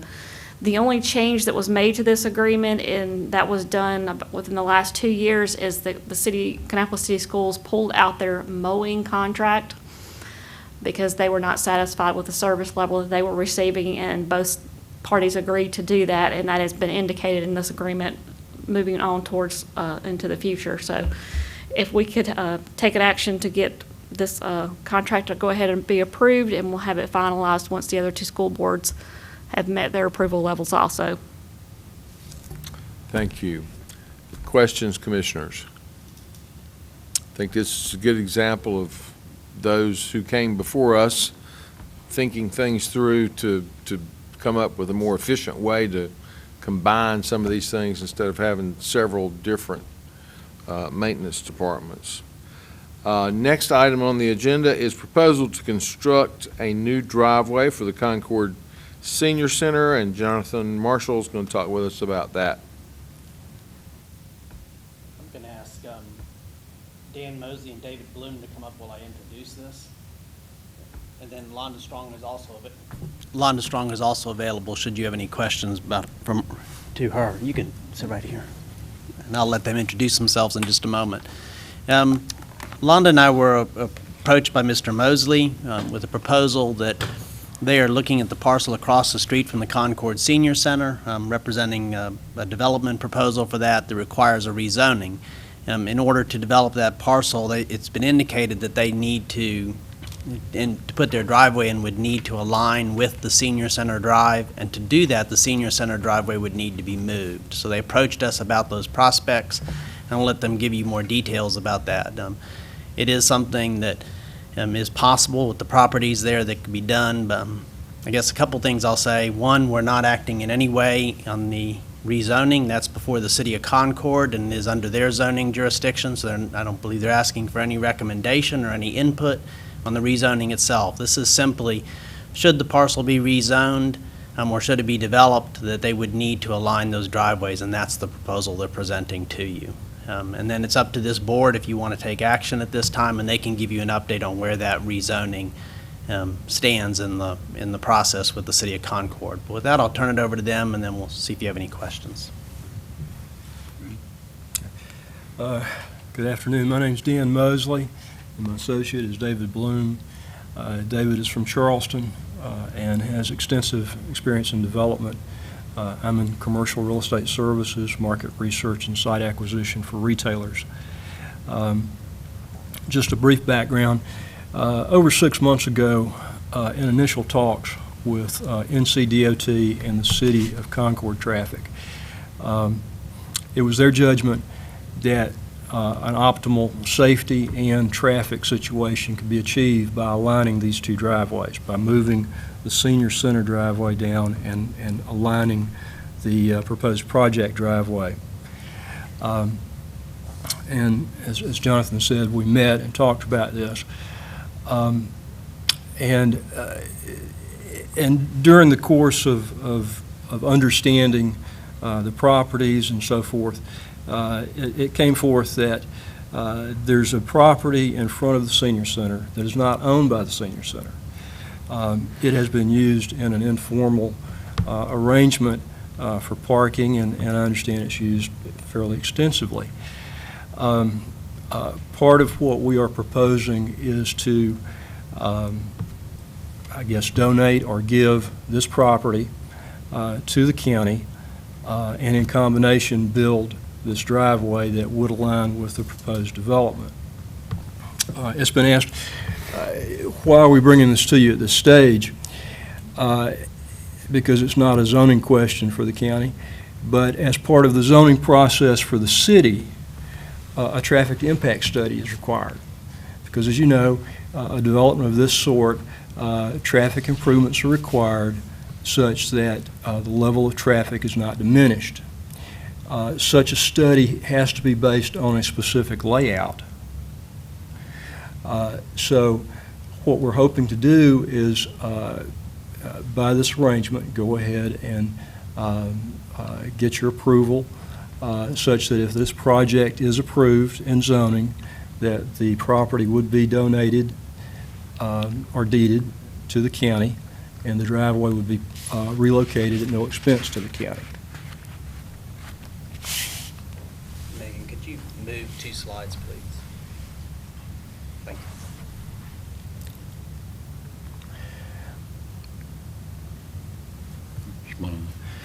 you. On the screen, to the right-hand side, in a dark color, dark hash, is the present location of the driveway into the Senior Center. One of the observations of NCDOT and the City of Concord Traffic was that this is a little bit up a hill and a little bit more into a curve that is just off that slide to the right. In relocating it to the west and aligning it with the proposed project across the street, you'd get a little better separation there. And as you can see by this aerial, the parking you see on the property, the subject property, is parking that is senior center property. It's being utilized by the senior center. Well,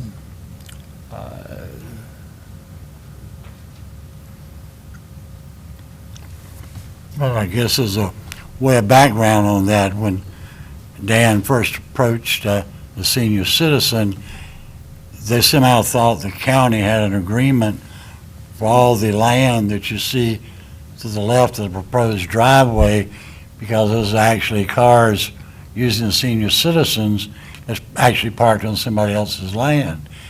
And what happened is the person that owns that land, her mother, sold all the land to the county for the senior citizens for $10, but she kept that tract. As we started looking at it, we said, well, why would the county really want to do something, build this new road, and encourage this lady to want to sell her property when they're out of room? So we went to the tenants and the owners across the street, and we said, look, you're wanting to do a development and line this driveway up to meet your TIA, and as Mr. Mosley said, it's kind of a chicken egg with the city. We're not asking for general zoning, it's for a conditional use, and they're saying, okay, well, for conditional use, no need for us to go through this exercise unless you can work with the county to meet your TIA.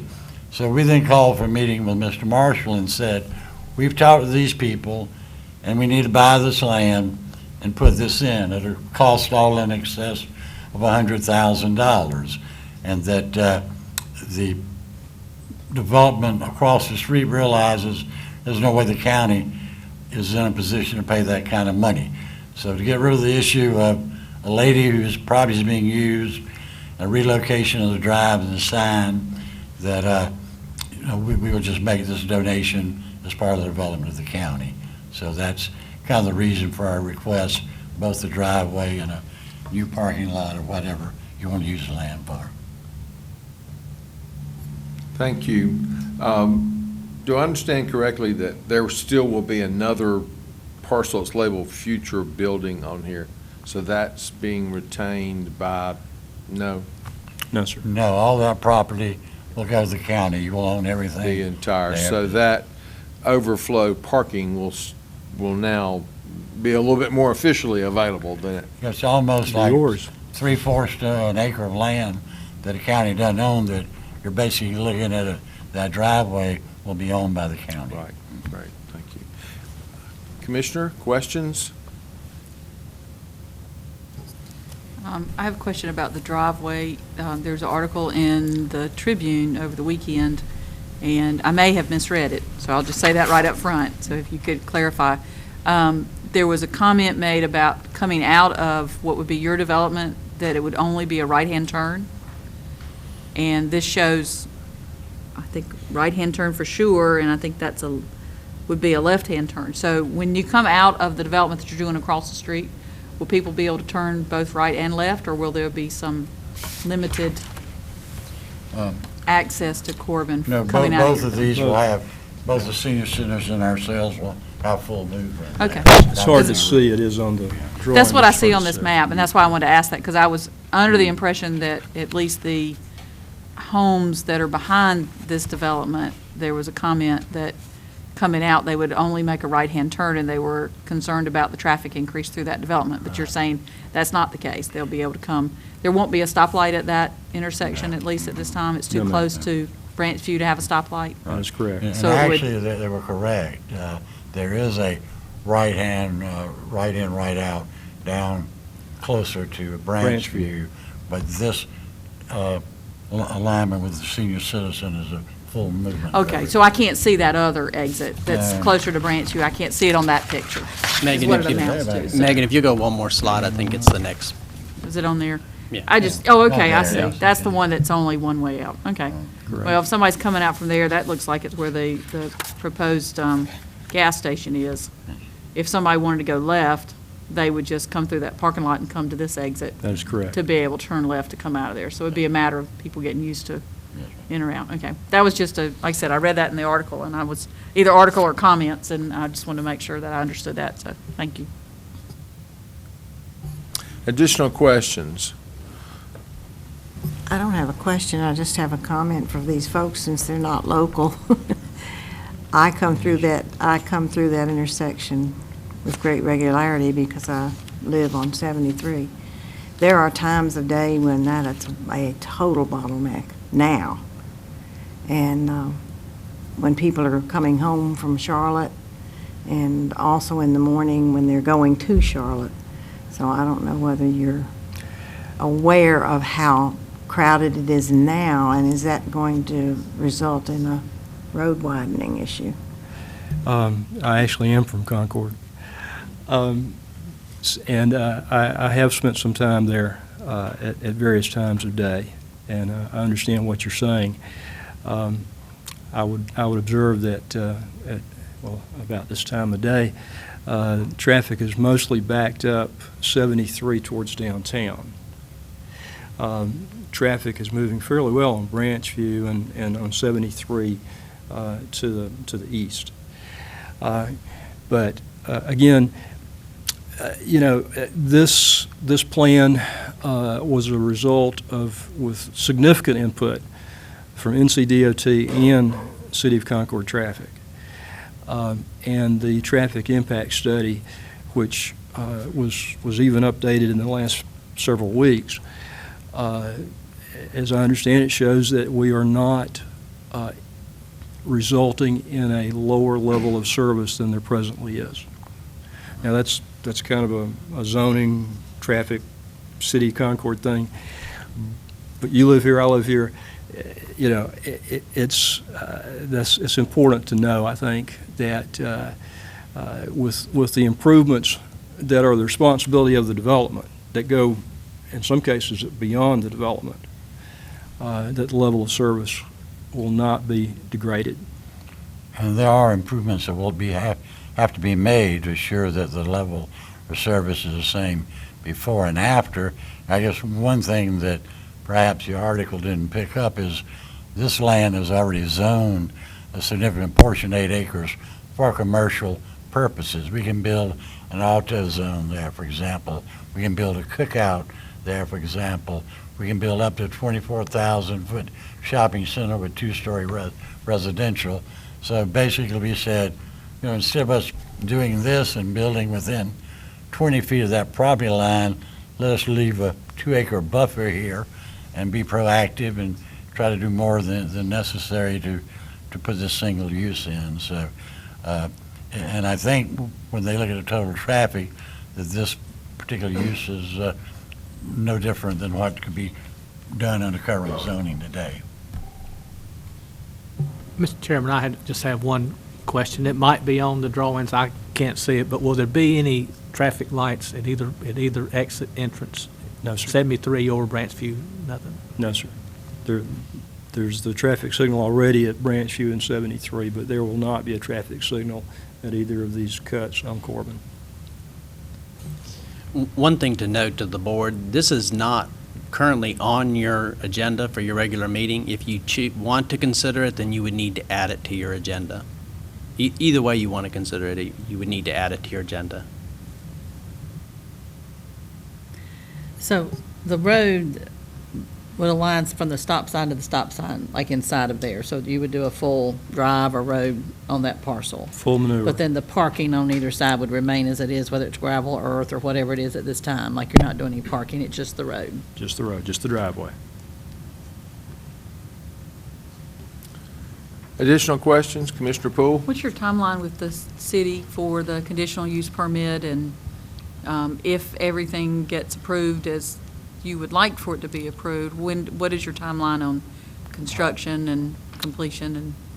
And Probably construction would start in July for opening early, maybe this time next year.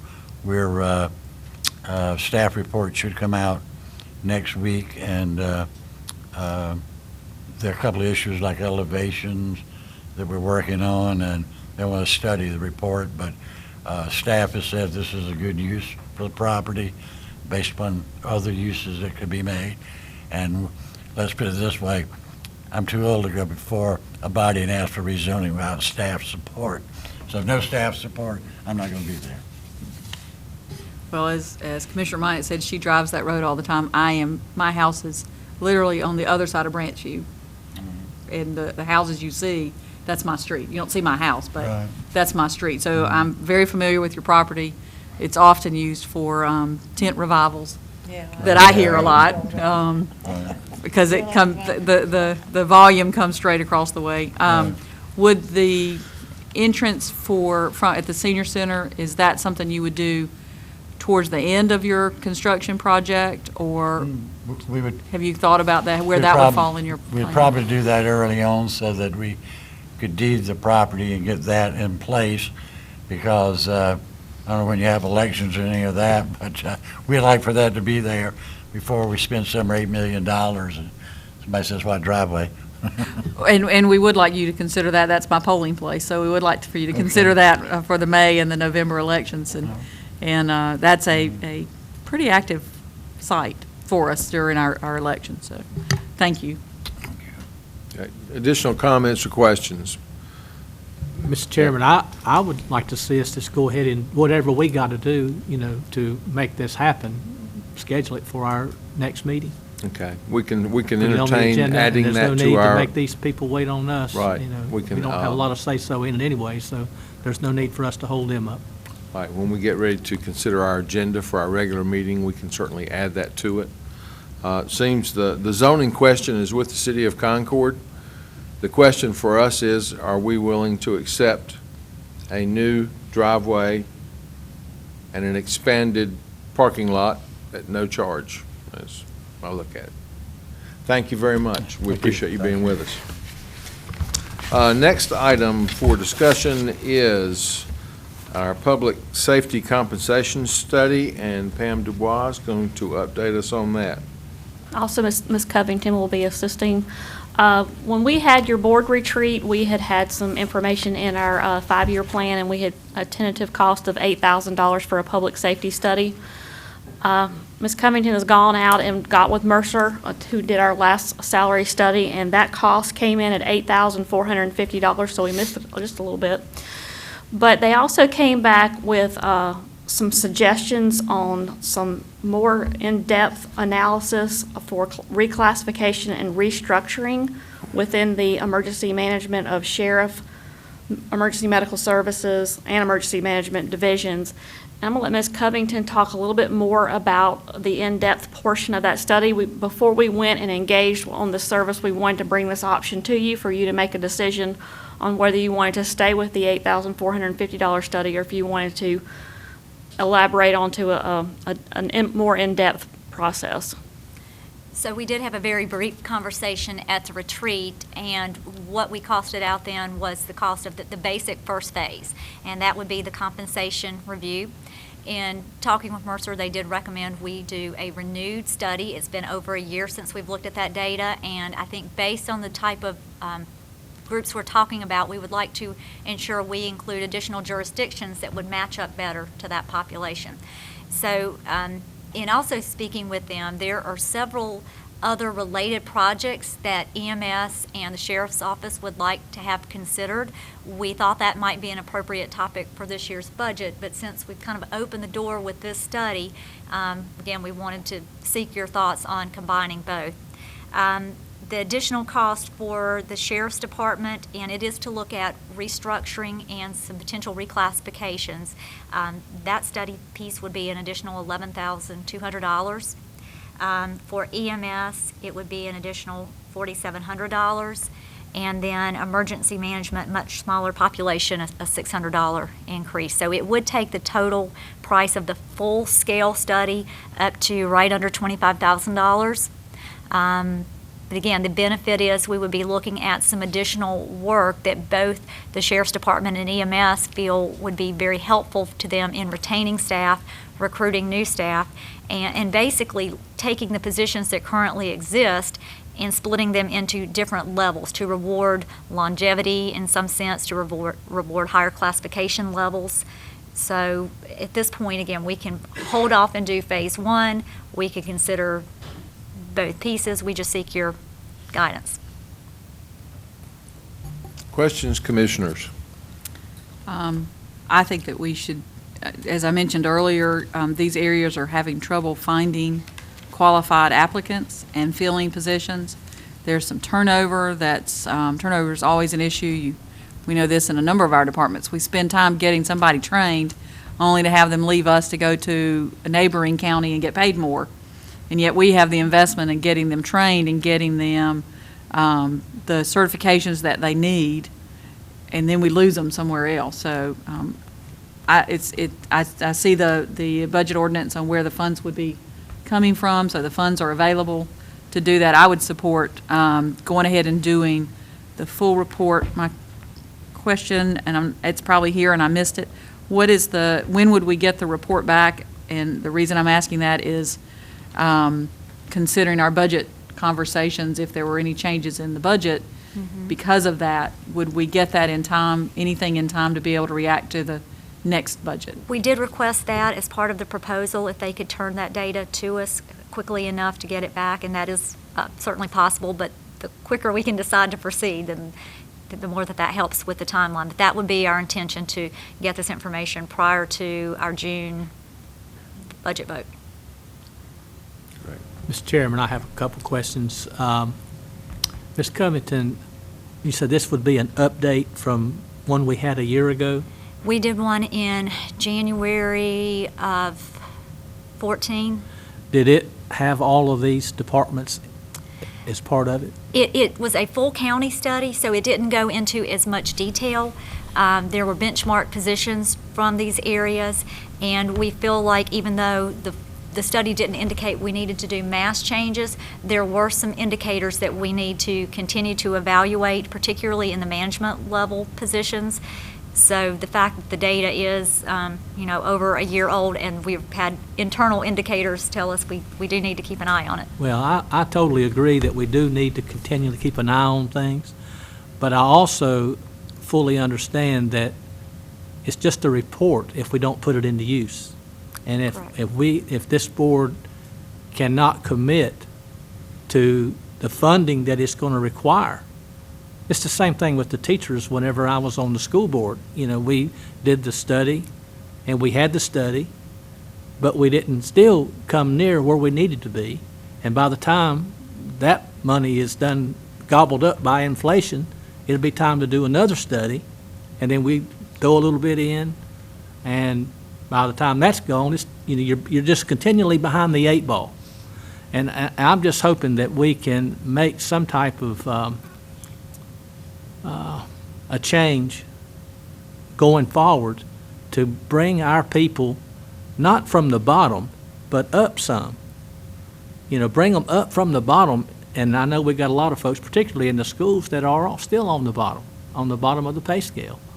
And that's why we're still losing people. We're losing teachers, we're losing deputies, we're losing, and as Commissioner Poole said, we can't find people to replace these people. And so there's a lot of room for improvement when it comes to salaries for our people, to bring our people up to more than just par. And so, but I support it. My only concern is will we be able to move it forward once we get the piece of paper telling us? Will we be able to work with each other to bring it up, find the funds to do what we need to do to bring these salaries up? And the election's over, so I'm not making a political speech. That's done. But this is just the raw facts of it. It's time that Cabarrus County and North Carolina as well step up and start meeting the needs of the people so that we can catch up instead of always being in the back seat. We're a forward-thinking, visionary type county, and we need to let our actions speak louder than our words. And so, but I didn't mean to take all that much time, but I think we need to move on it, and I hope that we'll be able to, when budget time comes, to catch up. Thank you. Other questions or comments? I would have to say that I agree with Commissioner Poole. I think, we invest a lot of money in training folks for other counties and other municipalities. So if we could bring that in line, we could very easily save enough money to justify the funding of this study. Thank you for bringing that to us. Mr. Chairman, can I ask a question? And Certainly. this is just off the cuff. Commissioners Minot and Honeycutt didn't respond. I don't know how quickly you really do want action, if you wanted us to suspend rules today, or if you wanted, so I would first defer to Commissioners Minot and Honeycutt and see if they have any comments, and after their comments, I would be happy to make a motion for us to suspend the rules so we can go ahead and address this today, if that's, if they would agree, if they agree with that action. I have no objection to doing that at all. I agree with what Commissioner Shoes had to say. It would be interesting, I don't know whether it's just that much more headache for you, your staff, it'd be interesting to know in relation to what she was saying, where we have to continually retrain people. There's a cost to that training. It would be curious to know, all right, how much have we spent on training of people who then have subsequently left us? I don't know whether that could even be pulled out, and it might be too much of an issue. But it's obviously one of the issues, and it leads to what Commissioner Shue was saying about if we're paying for retraining all the time, that's going to help find the funds to, it won't be that much, but at least it helps part way. And I do think that we need to be a county where people want to come and stay rather than want to come and leave.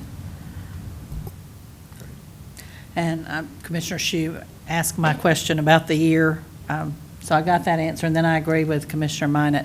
I think we're already a place where they want to come and stay. We just have to make it affordable so they will stay. So I think we've got the first one. It's can we do the second one? But I'm fine with suspending the rules and voting. I would make a motion that we suspend the rules and that we address this issue of the public safety compensation study tonight. Second. Okay, have a motion and a second. Any discussion? All in favor, please say aye. Aye. All opposed, no. Motion passes, and we can now entertain a motion to approve this funding. I'd make a motion that we proceed with this public safety compensation study for an amount not to exceed $24,950, and to approve the related budget revision. Second. Okay, we have a motion and a second. Any discussion? If not, all in favor say aye. All opposed, no. Motion passes. Thank you. Okay, next item on our agenda is the agreement with SMG renewal, and Jonathan Marshall's going to talk with us about that along with Along with several a other number guests. of other folks who, I think two of them are going to sit up here and the other two are at the ready, Frank Lapsley and Larry Wilson with SMG. Now, we had entered into an agreement with SMG 9.5 years ago that included one 5-year renewal, and it was a 5-year agreement and then a 5-year renewal for a total of 10 years. That will be ending on June 30th of 2015. That agreement actually puts in place a qualitative and a quantitative assessment that we do each year and then bring back to you for some financial incentives that go along with that.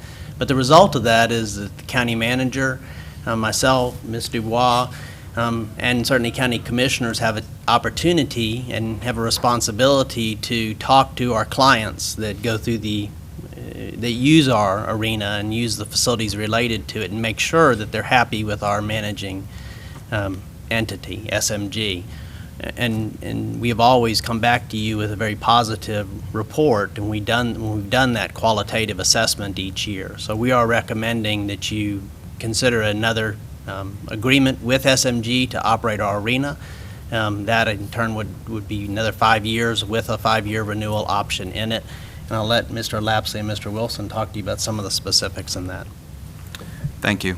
I wanted to introduce to you first from my coworkers, Kenny Robinson, who handles he's the Director of Operations and handles Human Resources, and Lisa Coley, who is our Finance Manager. I also wanted to introduce Larry Wilson to you. Larry is SMG's Regional Vice President, And to add a little history and context, Larry handled SMG's bid for the contract 10 and a half years ago. So he was here before any of us from SMG were here. He handled the meeting with Mike and Jonathan and Pam 10 and a half years ago, I guess. What you have in front of you is our contract proposal. It is essentially identical to what we have been operating under, just merely an extension. The contract calls for 3 specific areas of measurement or goals and objectives that we have. The first is to reduce the cost of running the building on an everyday basis, to increase the number of events, and to increase the quality of the events. Over the past 10 years, we've worked hard, obviously, to reduce the subsidy that the building gets. We need to increase revenue, and we need to decrease our expenses. We've done a lot of the revenue increases by adding on more shows, more events. We've also worked hard on the biggest expense that we have, obviously, is labor. Kenny, as our HR person, has worked hard to make sure that we're working and creating the right yield management when it comes to our labor. Our calendar is obviously very cyclical. There are times of the year we're very busy, and there are times of the year that we aren't as busy. So we need to make sure that we're flexing up from a labor standpoint when we need it, and that we're not carrying folks when we don't need folks to work for our events. One of the other things that we've been able to do is, when we took over food and beverage, provide better equipment, provide better operations, and we feel like we've provided a better menu. And we have seen increases in our food and beverage, not only in our gross revenue, but in our per caps. People are liking our food and they're buying more of it, so that's good. We've decreased our costs, obviously, through our labor management. One of the ways that we have done that is we work very well interdepartmentally. We have worked with infrastructure and asset management to create programs where our staff can do some of the basic repairs and maintenance, things like changing light bulbs, changing filters, things that they don't have to send a crew out to do. We're able to do in-house. They come and inspect it, and they're satisfied with the level of competency that our staff has in doing these things, and it saves money for all of us. We've also, with SMG, utilized our buying power with 250 stadiums, arenas, and convention centers. When we go to buy our food, we have a bigger discount because of that leverage. Also, when we go to buy some arena-specific or industry-specific equipment like our tenant cleaners, we were able to negotiate an SMG discount that worked well for us. So we've, through a combination of increased revenues and decreased expenses, we have been able to submit a budget every year that is less than the year before, and every year we've been able to exceed those budget expectations. Our events, when we first started out, we did about 170 events. About 50 of those were a church service that took place in the Cabarrus rooms. This year, we're looking at about 240, maybe 245 event days that will take place at the arena. So we've been able to increase that number. And what we're really proud of is how we've been able to increase and diversify our event matrix. Notwithstanding those of you who did not want to come to our Repticon show this weekend, we feel like we're offering a pretty wide assortment of events that from our promoter standpoint, will appeal to, our promoters really are our partners, and we feel very strongly about that.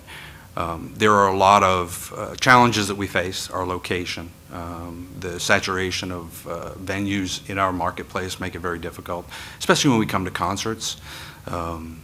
Live Nation is the biggest concert promoter on the planet, and they have a 2,000, 5,000 seat venue and an amphitheater that can be scaled to any size that are just down the street from us.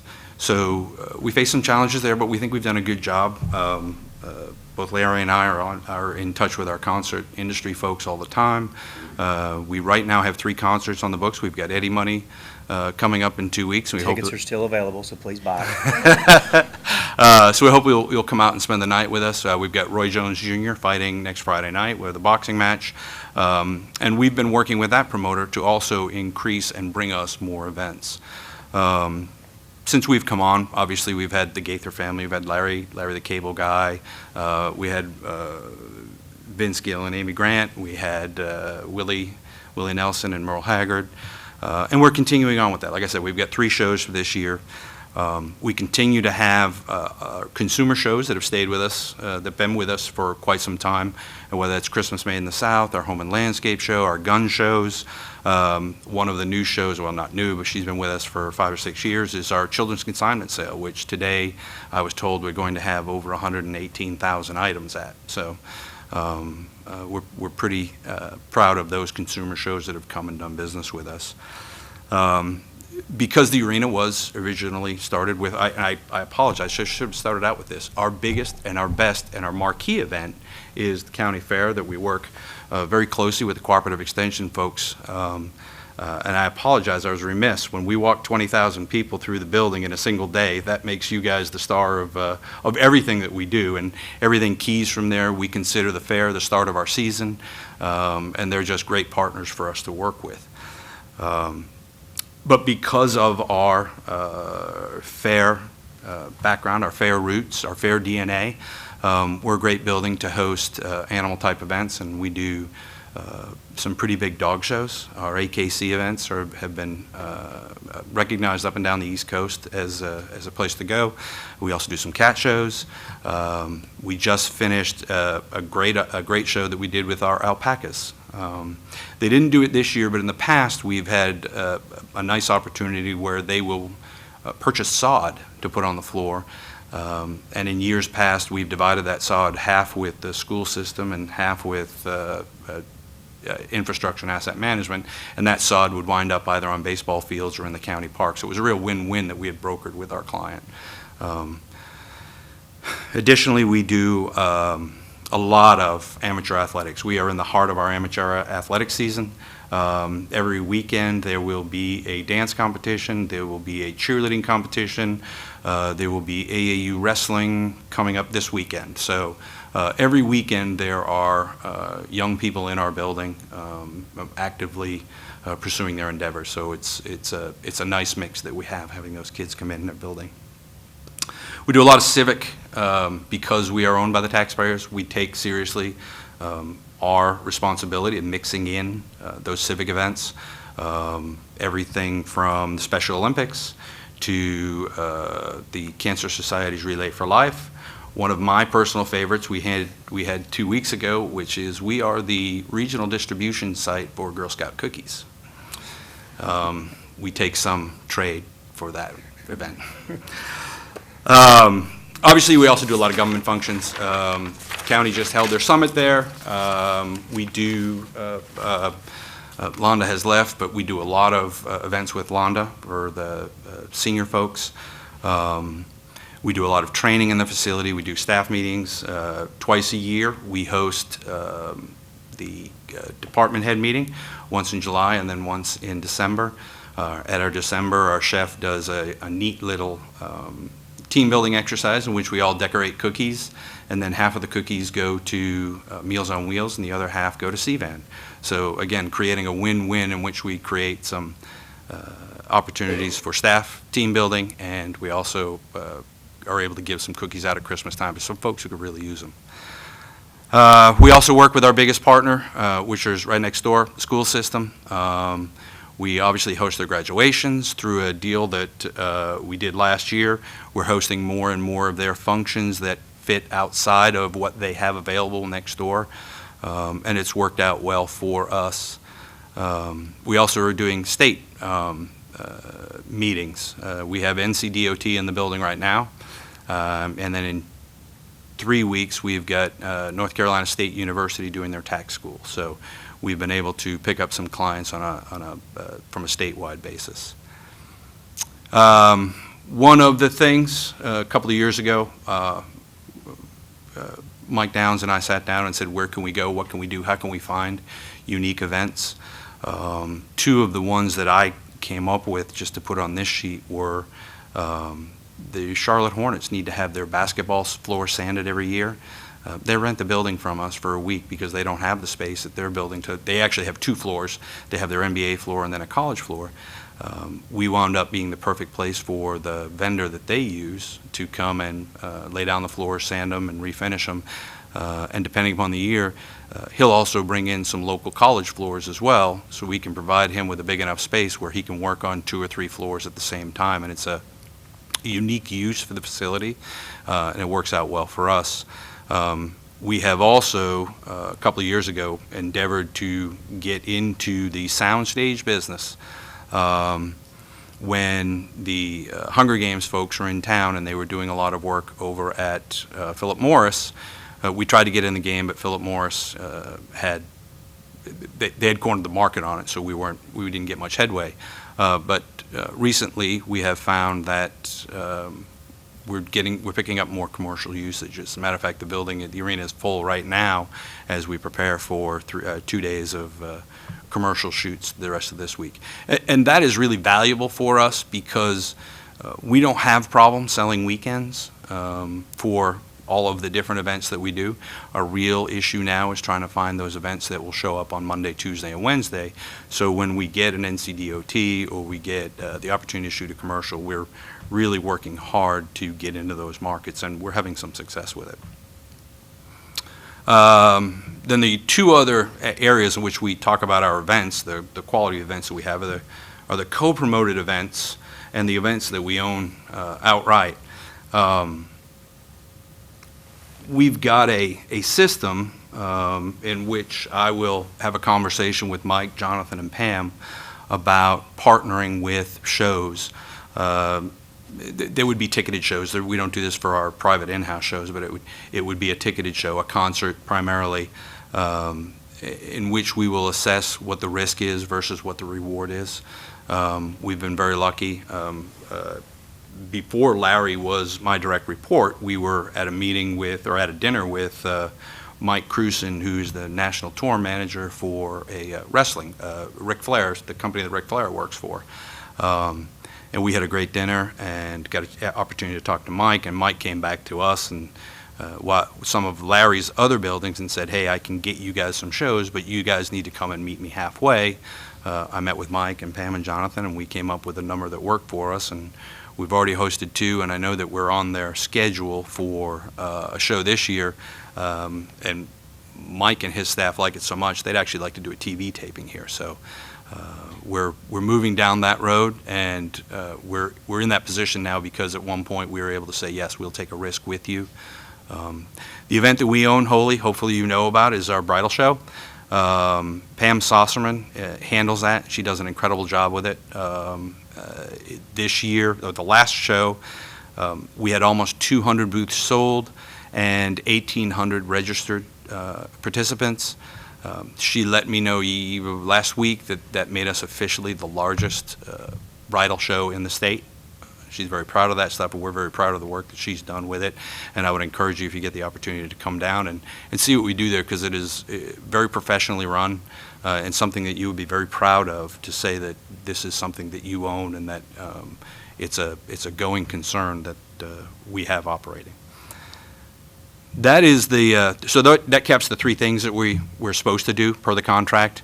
Some of the things that I wanted to tell you about, and hopefully you know a little bit about them, things that don't necessarily hit the balance sheet or the bottom line, but those are the programs that we have going on. The first one is that we have, as we talk about our labor, and a lot of it has to do with labor, is we use nonprofit groups to staff up when we have concession stands that need to operate or parking operations that need to get done.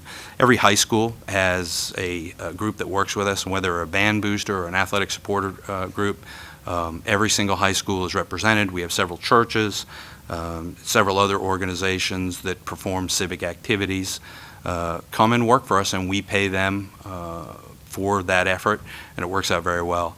I didn't get our latest number, but I know that the last time I had talked about it, we were well over $500,000 that has gone back to those organizations, and that's a real win-win. We get that labor, which allows us to provide that service, and those groups get that money that they need in order to clothe their bands or their sports teams or do the social functions that churches like to do. Our other program that I'm especially proud of, and it's very important to me, is our Brothers Keepers program. When we sit around and we talk about, well, you won't sit around, but when we talk about how we can improve the quality of the building, we talk about increasing revenues and decreasing expenses. We also talk about how we can make it a better place.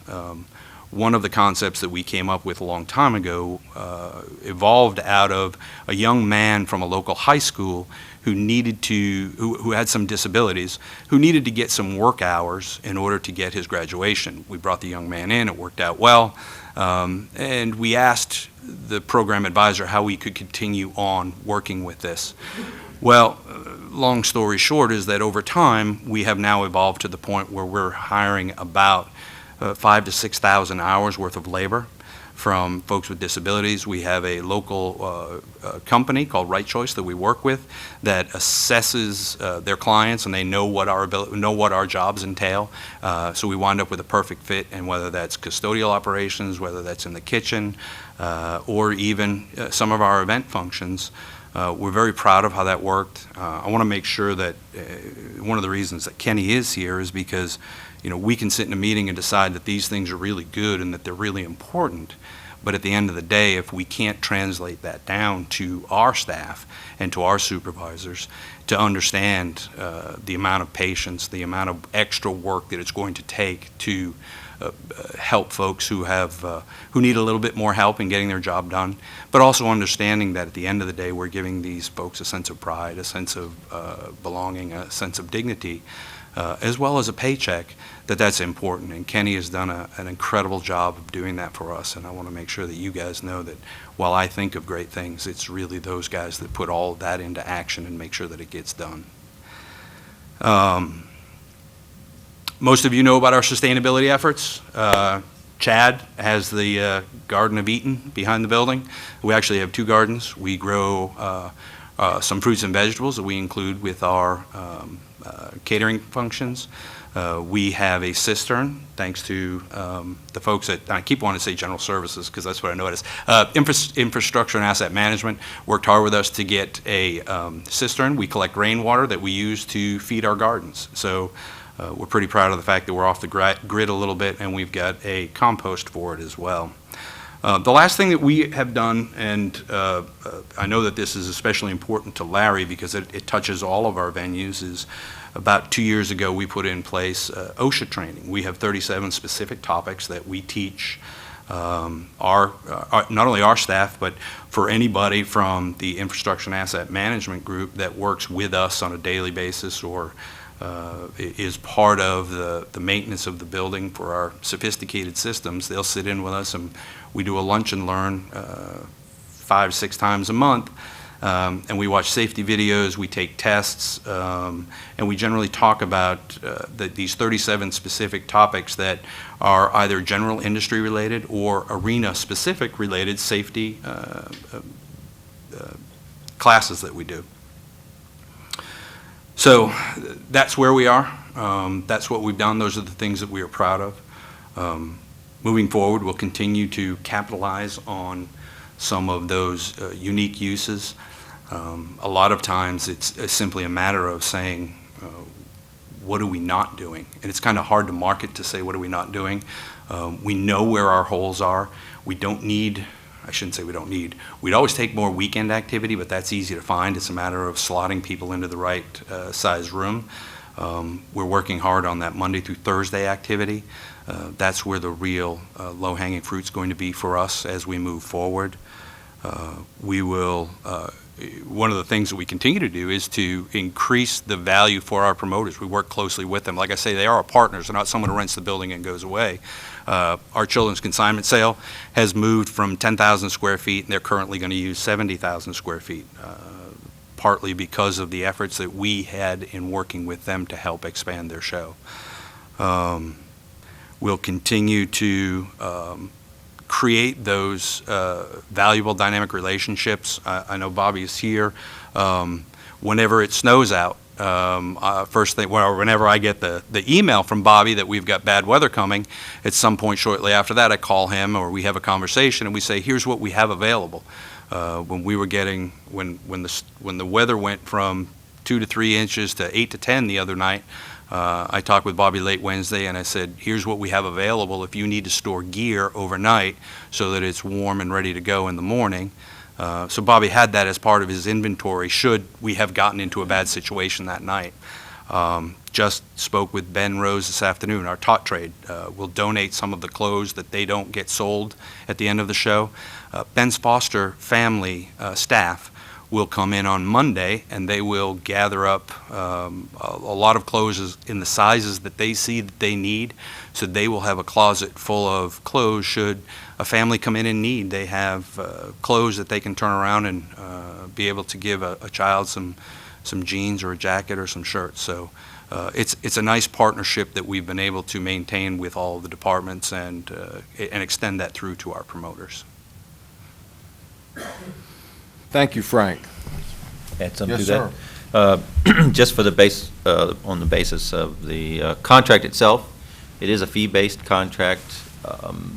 There is a flat fee management fee, and that's on an annual basis. What this will start out on this first 5-year term would be $100,312. As Frank said, we signed the contract 9.5 years ago, and I believe that management fee was $95,000. So it's only increased $5,000 over the years. It is based on the CPI on each year, so it would go up based on the CPI.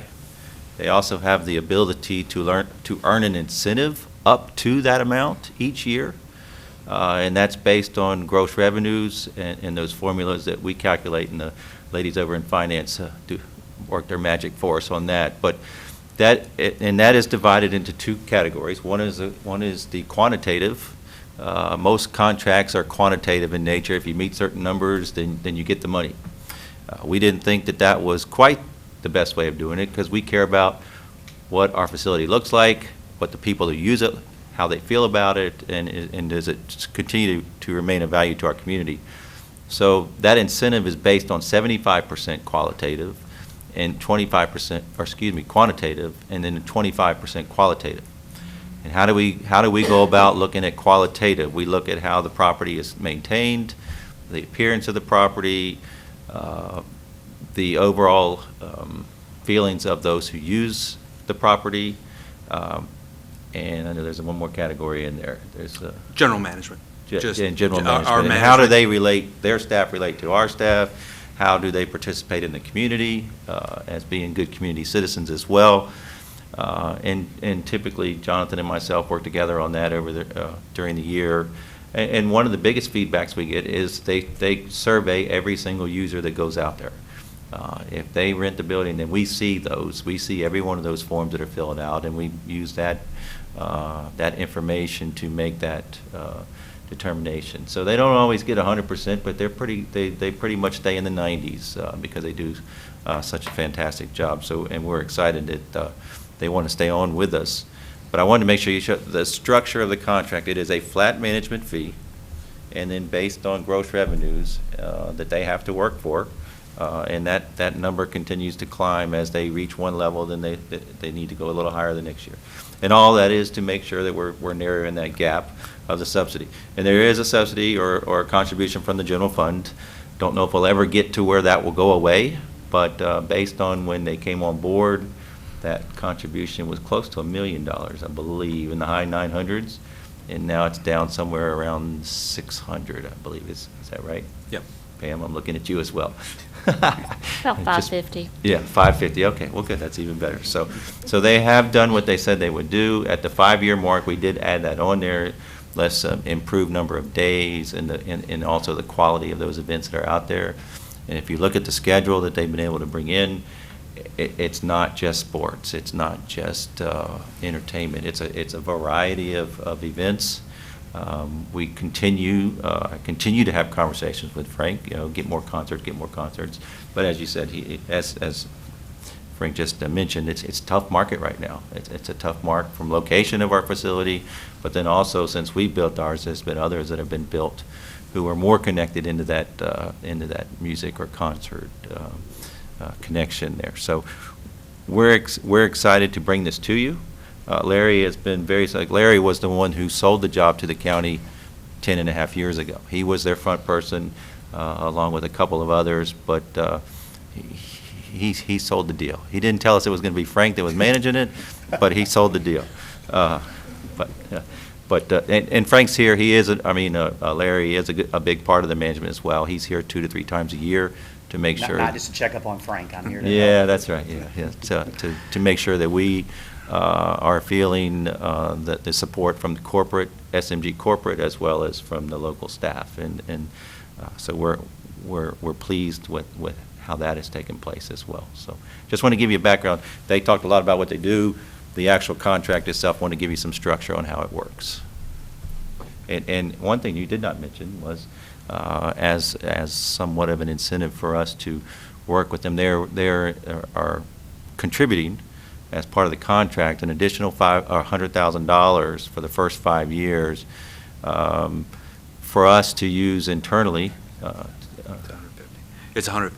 I'm sorry, it's 150. Yeah, in order to purchase some additional equipment to help us get even better, it's 150,000. 150,000. And we will work with Frank, if you so choose to extend their contract, we will work with Frank and how do we determine the best way to spend that.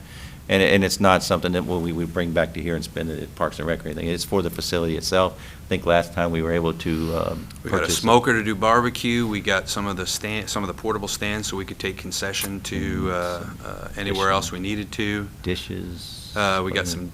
No, the dishes were different, but there was one other thing, and I apologize, it's escaped me. But that so. Oh, fry-laters. That's right, yeah. Chicken tenders and French fries are a staple for our amateur athletics.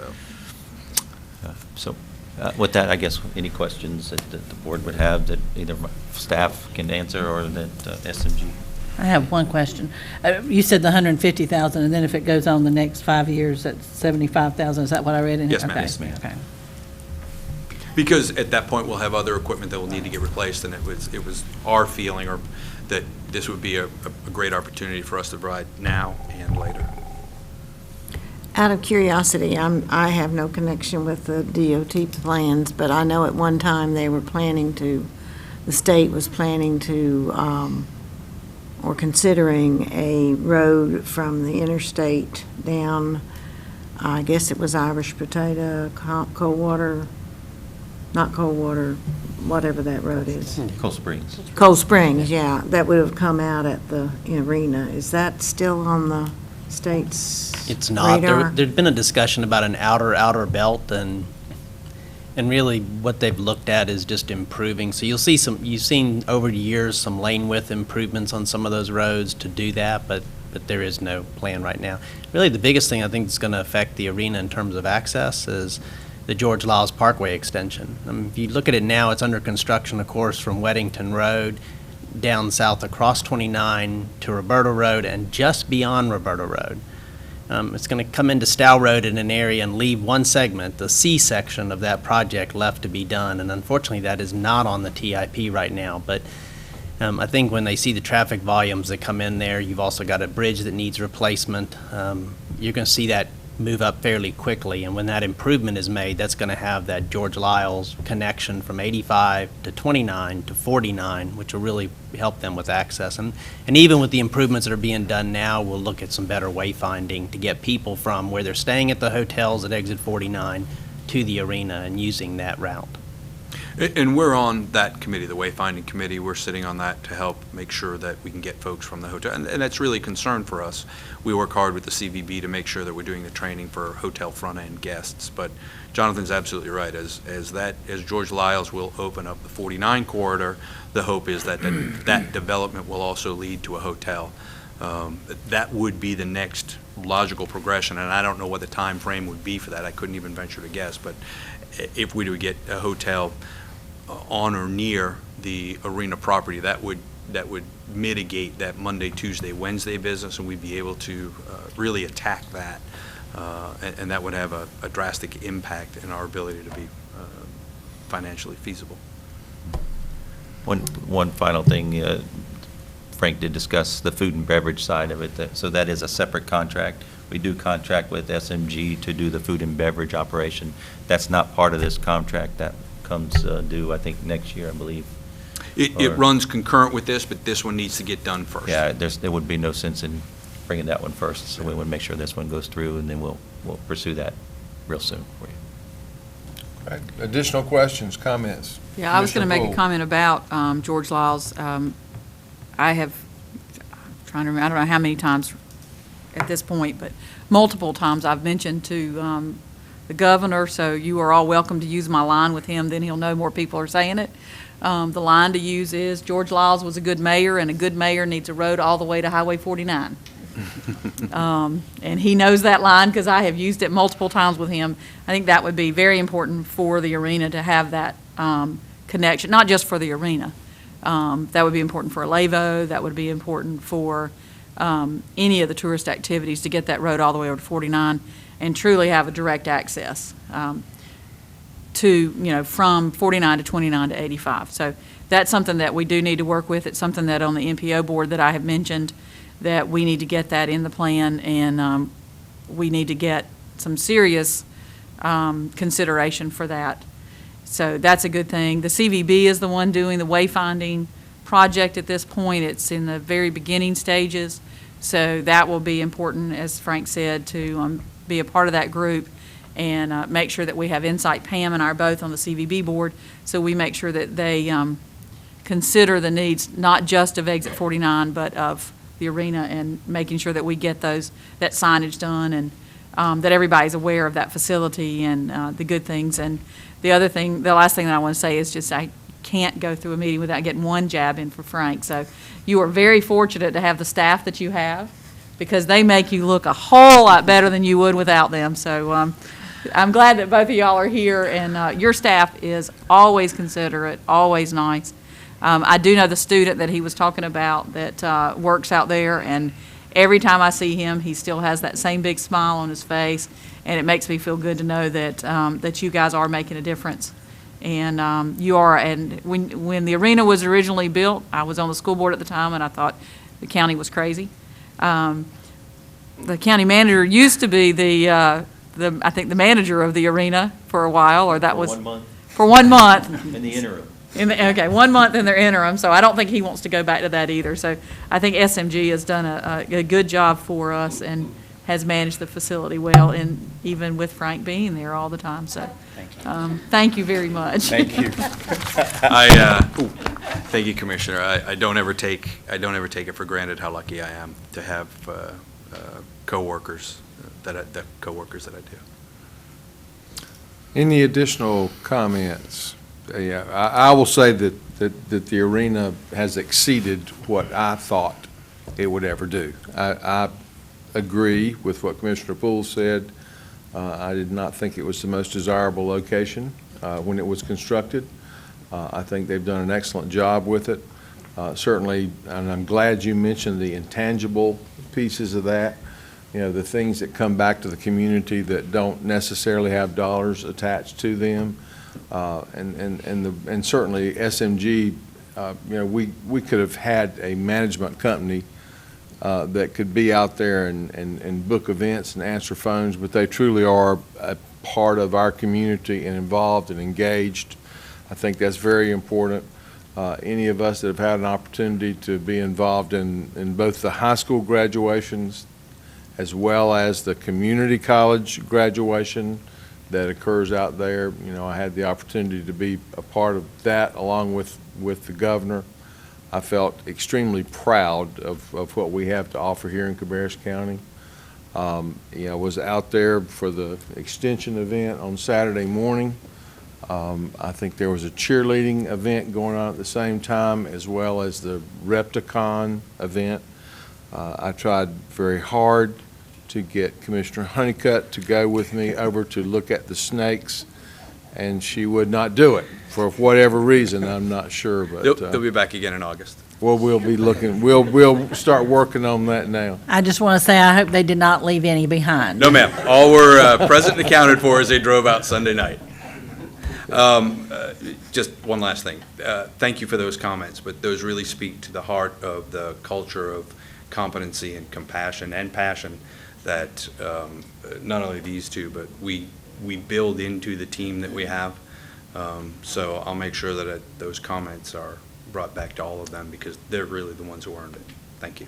Thank you. I've had the opportunity to talk with some of those promoters that Frank has introduced me to out there. They've had very positive things to say. And Larry, the only thing I would say is if Frank is just kind of reserved, it's kind of hard to get him to talk. So, he might work on that. I've known him for 20 years, and he's always been like that. Right.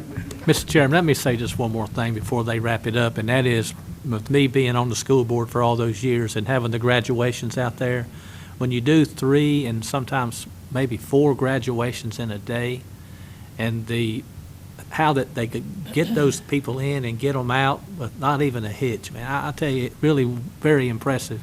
And when we had to do them in the schools years ago, you remember how the weather would be, it'd be inclement, and having graduations in gyms, and it'd be 100 degrees, sitting in the stadiums, the same thing, and it really solved a big problem there, Mike, by doing it like that, and it's worked out great. So I just had to throw that in because we really did enjoy doing that with the schools. We've done, and we've been lucky enough to do such a good job that Union County sends 4 schools up to do their graduations with us. We've become a template, and I know that one of the colleges is looking at doing it, and as well as some Stanley County schools as well. They've come in and scouted it out because of the nice words that you guys have said about us from the school board. So thank you.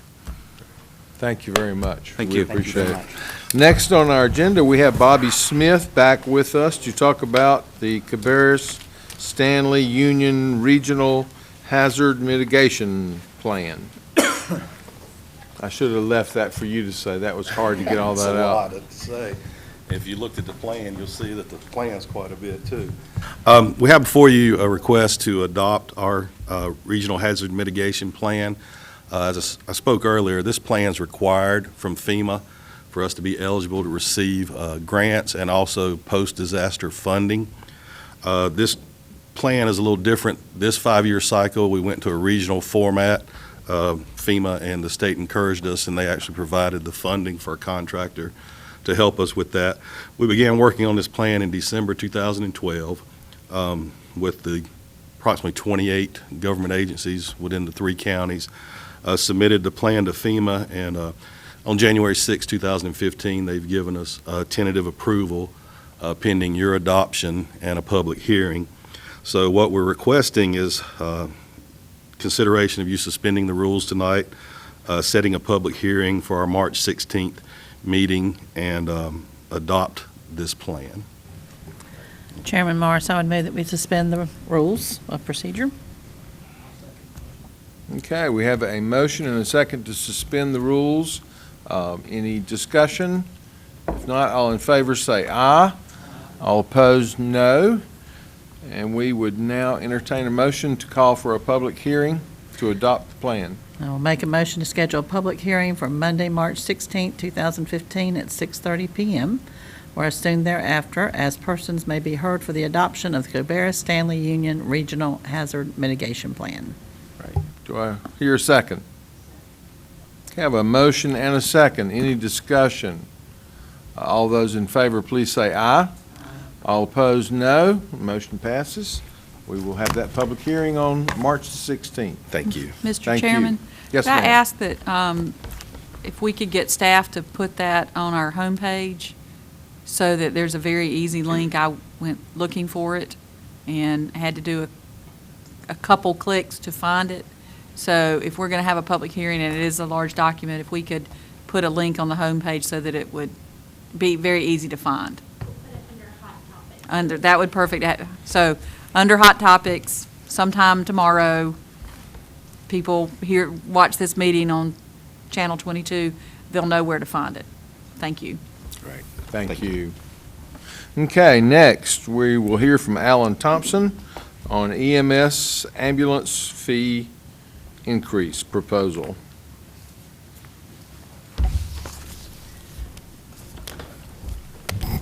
Thank you, Commissioners, for the opportunity to be here tonight.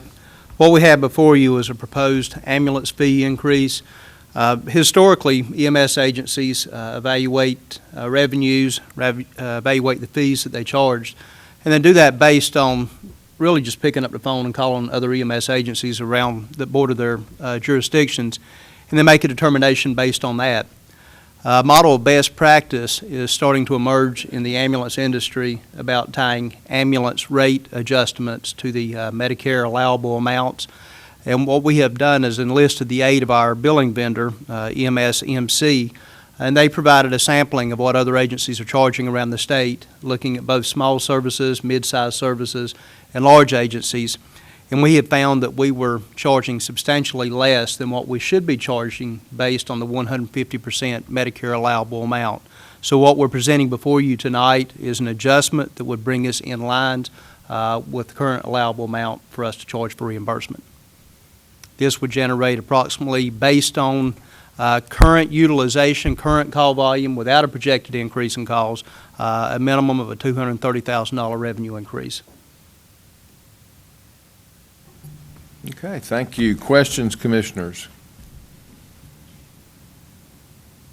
Not a question, just a grateful comment. I had a very dear friend that you folks saved on the way from a heart attack to I think it was your group that did that, and so it's very valuable. No amount of money can compensate for that.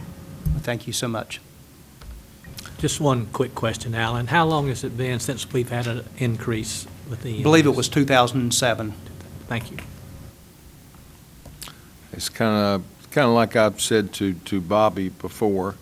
None of us want to pay these fees, but when we're in a situation where we need that service, we certainly do appreciate it. And I hear comments from the public on a very regular basis about how comforting and professional your staff is when they have called on them in these circumstances. And that is a time when that really means a lot. And certainly for those of us that attended the event at Cabarrus, at Northeast Medical Center a few weeks ago, where we heard from some of those service recipients whose lives were saved by your actions and your staff, as well as a large group of other folks. It really tells you how important it is. So thank you for what you do. And thank you for your support. Absolutely. Next item on our agenda is fiscal year 15 prime farmland budget amendment, and Susan Fearington's going to talk with us about that. This is really just an administrative change. At the time the budget was adopted in June 2014, we had a prime farmland contribution of $125,000. The general fund part was correct. It was the small projects fund and the budget amendment related to that fund was not submitted at that time. So this is correcting that problem, that we'll be able to use the prime farmland money in the appropriate fund. It's a small projects fund. So the budget amendment and the related project ordinance needs to be updated. Any questions, commissioners? Thank you very much. Okay, next item are discussion items requiring no action. And we have a discussion on the debt timeline for funding of construction of new school and community college facilities. And Deputy County Manager Dubois is going to lead us in that.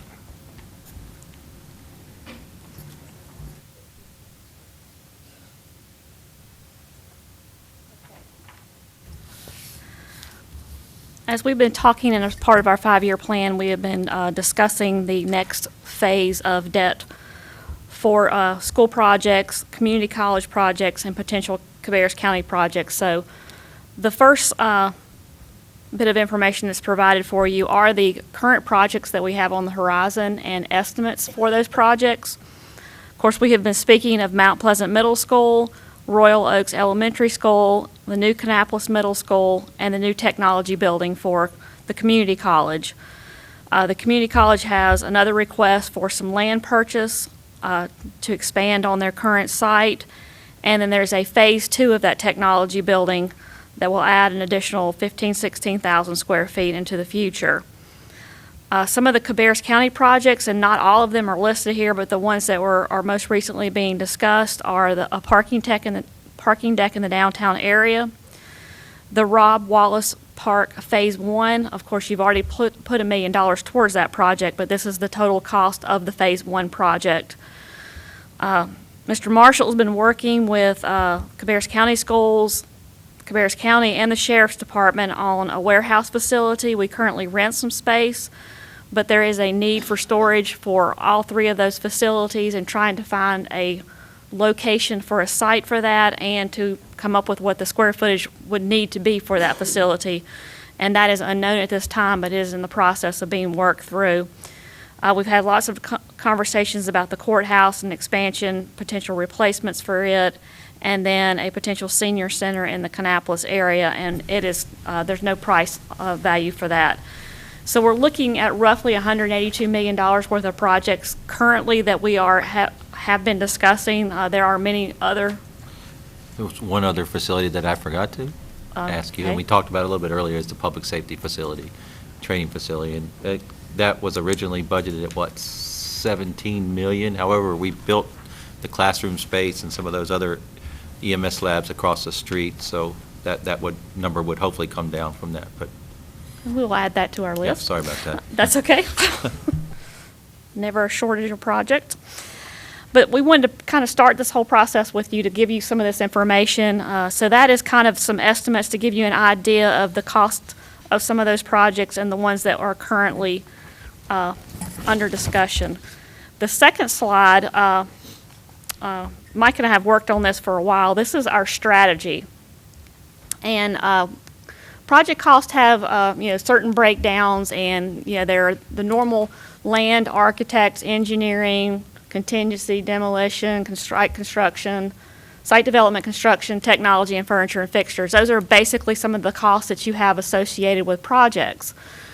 What we have been trying to do, and the strategy that we have had, is to pay cash for some of the upfront cost. And that would be your land, your architect, your engineering, any type of owner costs that might be necessary, and if possible, your contingency, because contingency is there just in case you need it. So it's not necessarily the best thing in the world to finance something that you may not pay out. So those are some of the costs that we have here. We gave we've given land money, like for the Odell 3 through 5, there was an additional land purchased. Of course, all of the Odell 3 through 5 school was paid for by cash. We have paid cash for the design fees for the Kannapolis Middle School. We have paid cash for the design fees for Mount Pleasant.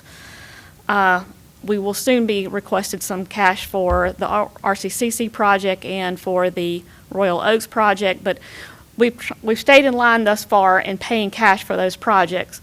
Once you get the design of the projects done and you go into the financing phase, the biggest portion that you need for the financing is to know what the construction cost is, or the bid that's going to be in your hand.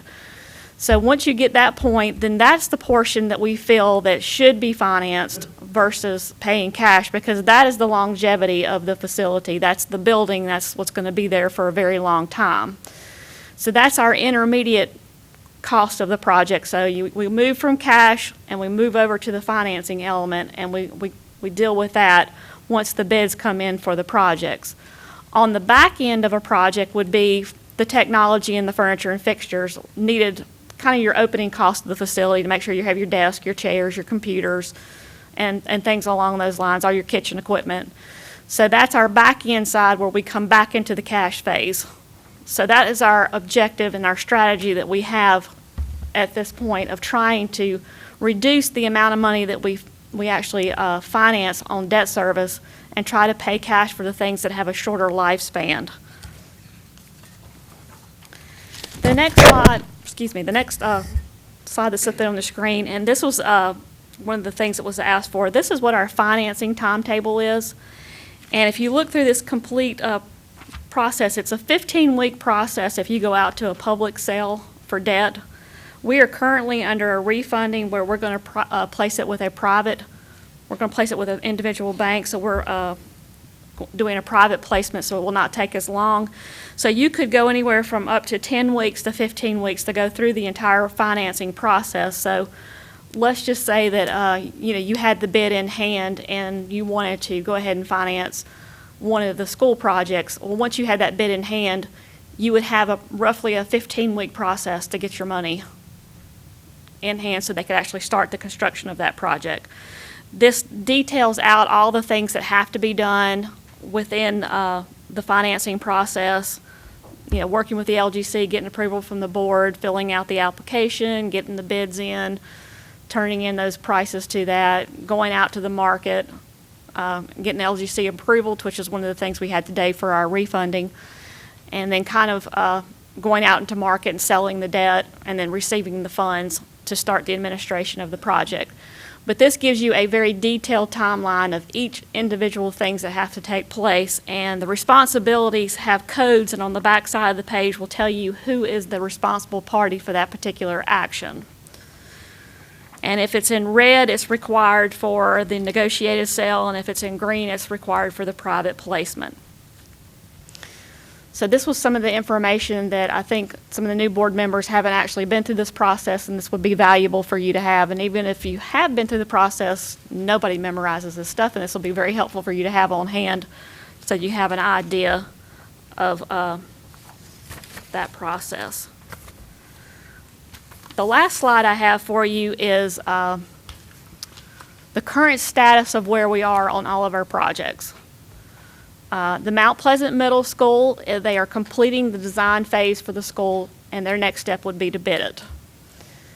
The Royal Oaks Elementary School, you heard from Mr. Burnett, they were asking for the $30,000 to work towards testing the land to see whether it was suitable, and if that turns out to be a suitable site and the one that schools select, they would need architects and engineering funding.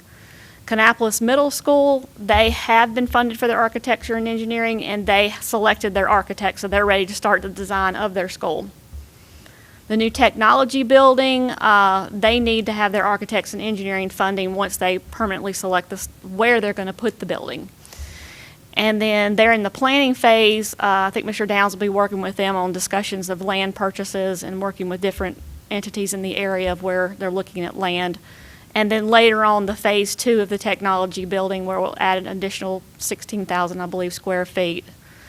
The parking deck, Mr. Downs and I think Mr. Marshall working with the cities to discuss that, the city of Concord into the downtown area. So that is basically in the planning phase of when that will happen. Wallace Park Phase 1 is in the design phase. They have hired a engineer. We've selected an engineer. They've selected the engineer to start the process on that project. And when we did some budget revisions in December, you applied $1 million back to that project, but the total cost of Phase 1 is $3,119,375. That's what the quote was that we had on there. Of course, the warehouse facility, we need some more data on it, of the size of that facility and possibly where that site location may be. And then the same with the planning phase in the senior center. So this is basically the outline of what we have going on with the projects.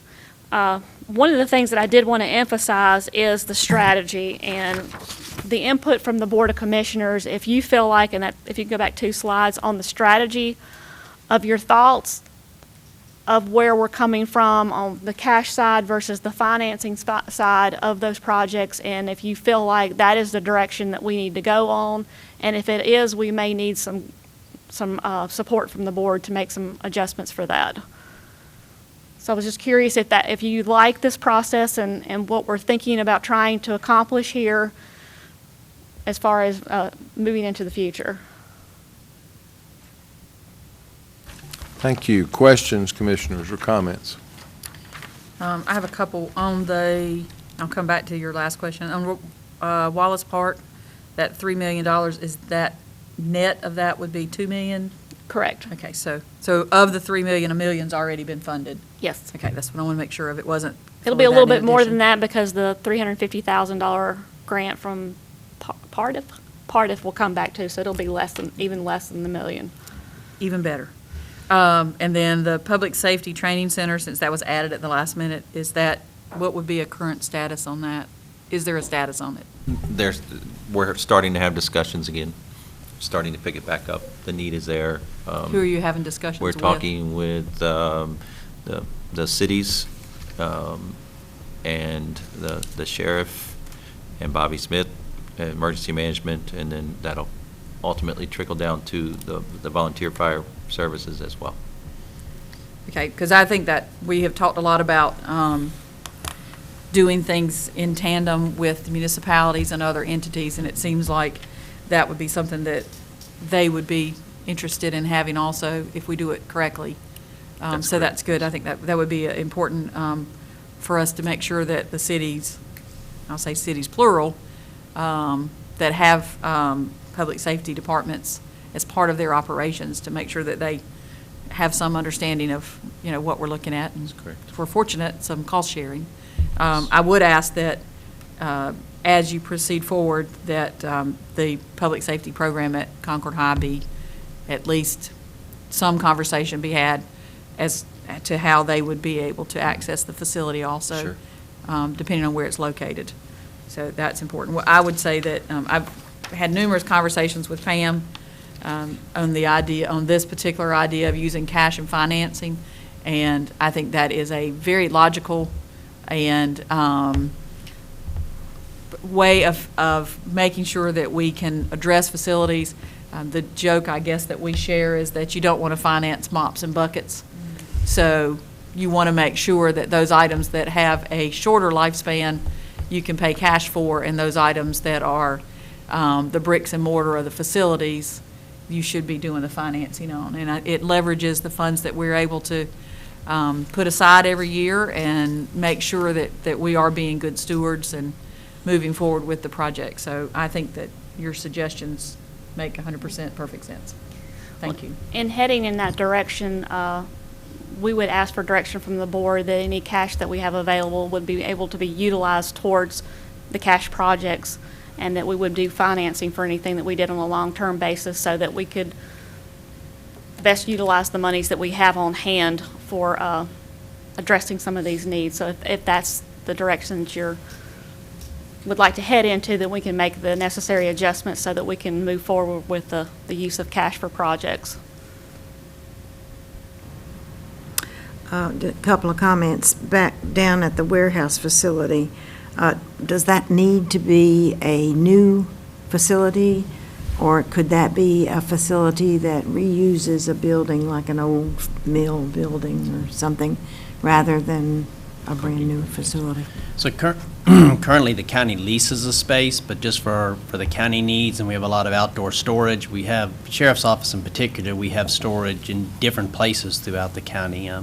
And for efficiency and to keep that equipment in better shape, we're looking for some different options. But yes, I'm looking at, and we've actually talked to a broker about looking at some existing space. So it may be that we come back to you with as an interim or short, near term, some lease space, the same thing we're doing now, but it may be that we can't find exactly what we need, and we would come back with the need to build or some combination. So we're looking really at all the options on that one. Okay, and the other thing connected with that, you mentioned the schools. Would that be an opportunity for both systems to participate together if It you're would be, in trying to fact. put all of these entities together? In trying to find a time to look in the next 2 weeks, Chuck Taylor with Cabarrus County Schools has told me he would make his afternoons free. So, yes, they're ready. All right, to and do that with us. one to go back to, and maybe I'm not misunderstanding, but the Mount Pleasant Middle School replacement figures bothers me terribly. And I don't really know, maybe I've not been listening or paying attention, but I don't understand why it's that high. And I wonder if we're going to be having that discussion or having any input or... I think there will be some further discussion on that. That is the number that we have now, so that's the number we've put down. I think they're going to continue to try to massage that number, and there will be the opportunity for our board to talk with their board as well. So I would say I'm good with the strategy. The one question I would have on the parking deck, is that the county's piece of that, or is that the total parking deck?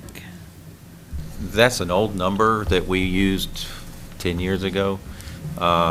So that was the total at one time. However, we will be talking with the city because it's a project that would be something that they would want to help push along. So hopefully we will consider talking about them in a mutual design standards as well as maybe participating in costs. And that's one that it's a little difficult to estimate because actually construction methods for parking decks have improved and helped decrease the cost in some ways. Of course, then there's also been inflation, but we do have land that we had selected or as a priority for that in downtown that we already own. Mr. Chairman, I wanted to comment as far as the strategy. I'm 100% behind what you've worked out, what you have together have worked out. And I'm assuming that, we're anticipating that there'll be revenues, surplus revenues, hopefully some at the end of each year. And, one thing that I want to make sure, though, that we really concentrate on when budget time comes around, and that is, as I had mentioned earlier, the human resources part for the salaries for our people and for teachers. I don't want to see us use up the available cash 100% and put our people off year after year because we got all this construction going on. We need to make sure that we take care of our people. Retention and training and all the things that we're talking about, all that stuff costs money. And I want to make sure that we cover. Are we going to set a percentage of how much cash we have to direct toward these costs? Or are we going to just say a blanket, all excess cash goes toward construction? And see, that's what I wouldn't want us to do. We just have to be careful. If you're talking about the money that's resulting from revenues over expenses at the end of the year, that's one-time money. So Right. It's not something that you would put towards raises. Right. You could do one-time bonuses or lump sum that wouldn't continue to recur. But we are looking now at how do we incorporate some increases for county employees as well as as the school employees and as well as Health Alliance. We've even talked with that as well. We would like to get to the point where if this board sees fit to increase county salaries, we were able to do the same for those others as well at the same rate. One thing with teachers, though, is that salary is set by the state, so that's a little tough on us. It's just a supplement part. Right. And just for whatever it's worth, and like I say, I've been through all of this because, when the school started all that many years ago, and Liz was on the board with me, and so was Grace, whenever we were building and opening all of these schools. And I think, and this is just my own opinion, they would probably agree with me, but I think this is one of the reasons, because we were so heavily in debt, and our debt service payment was so high, that a lot of times, we really couldn't do a lot more than we wanted to do. We couldn't because the money just wasn't there. And I want us to get out of that rut if we can. These things have got to be done. But I just don't want to see us do it on the backs of our employees and our school personnel when it comes to supplements. And, we've got to move forward. There's no doubt about that. But I just want to make sure, though, that our capital improvements don't override our human resource value. Thank you. Additional comments?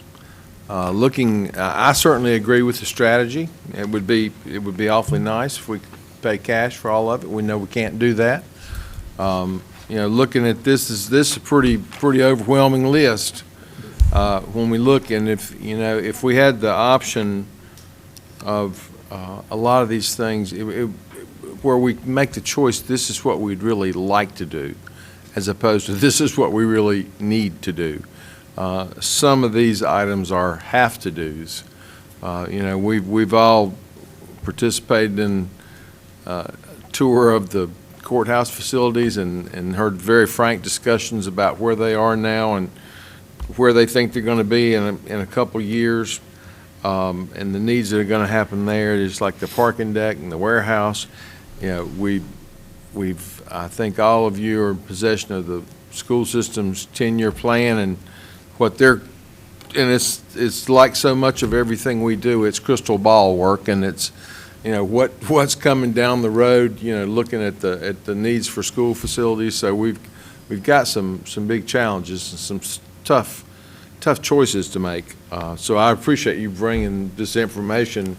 I think the more that we can understand what's coming ahead of us and have an opportunity to think about it is very helpful. If I could add one more thing, the two items that were done earlier, the $30,000 for Royal Oaks and the $800 and some odd $1,000 for Odell, both of those items have been placed on new business, and I was waiting for those actions to determine where they were going to be. The Capital Reserve Fund also has to be updated, and that was part of the reasons why I was asking for your direction on this. So I will go ahead and prepare the updates to the Capital Reserve Fund and the budget revisions that are necessary, and we'll attach it to the last school item that's on the agenda for the 16th, so that you will have that in front of you and based on your direction so that you can vote on the amendments to that. Great, thank you.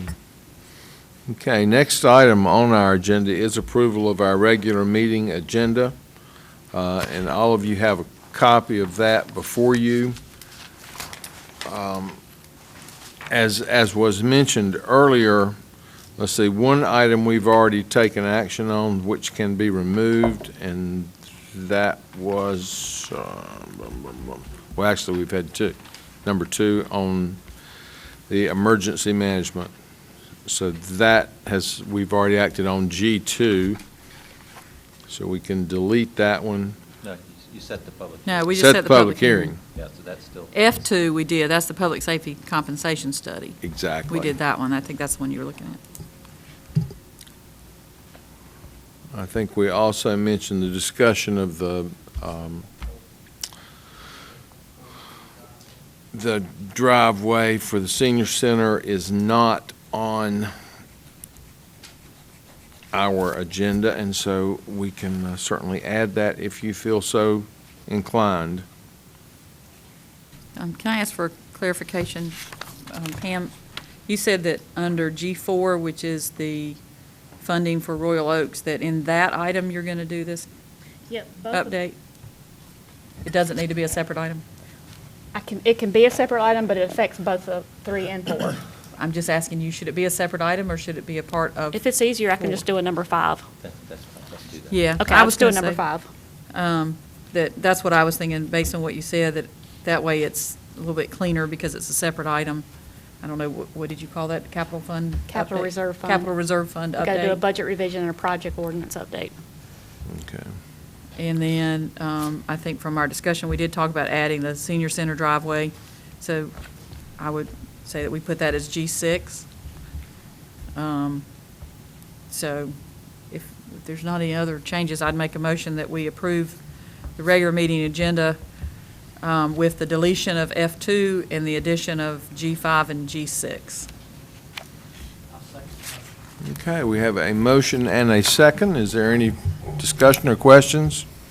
If not, yes, ma'am. I'm sorry, the only thing I would say is, I would wish we were in a position where they were ready to move on with the drive, and we knew that that's exactly what we were dealing with instead of a what if, but I'm fine with putting it on as recommended.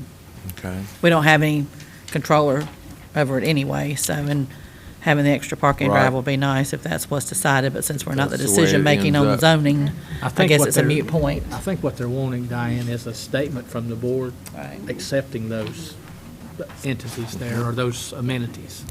So that's, Okay. we really could do that tonight, for that matter goes. Right. I mean, we could suspend the rules and vote on that and be one less thing to worry about, and I wouldn't oppose to that. Well, yeah, I can beat y'all in there. I would say since they did not request that action. Either way, it's no big deal. Yeah. Okay, further discussion? Yes, ma'am.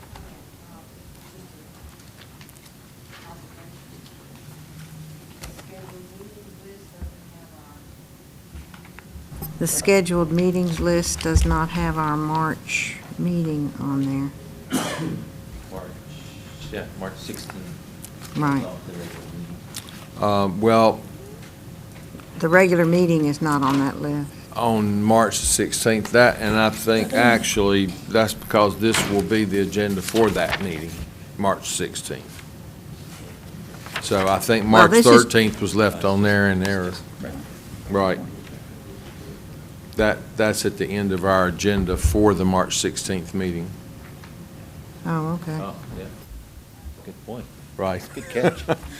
So, we will mention that we do have a special meeting scheduled on March 13th, which will be our meeting in a box. By the time this agenda occurs, that will have already happened, but that is our meeting that will be held here in the multipurpose room at 9 a.m.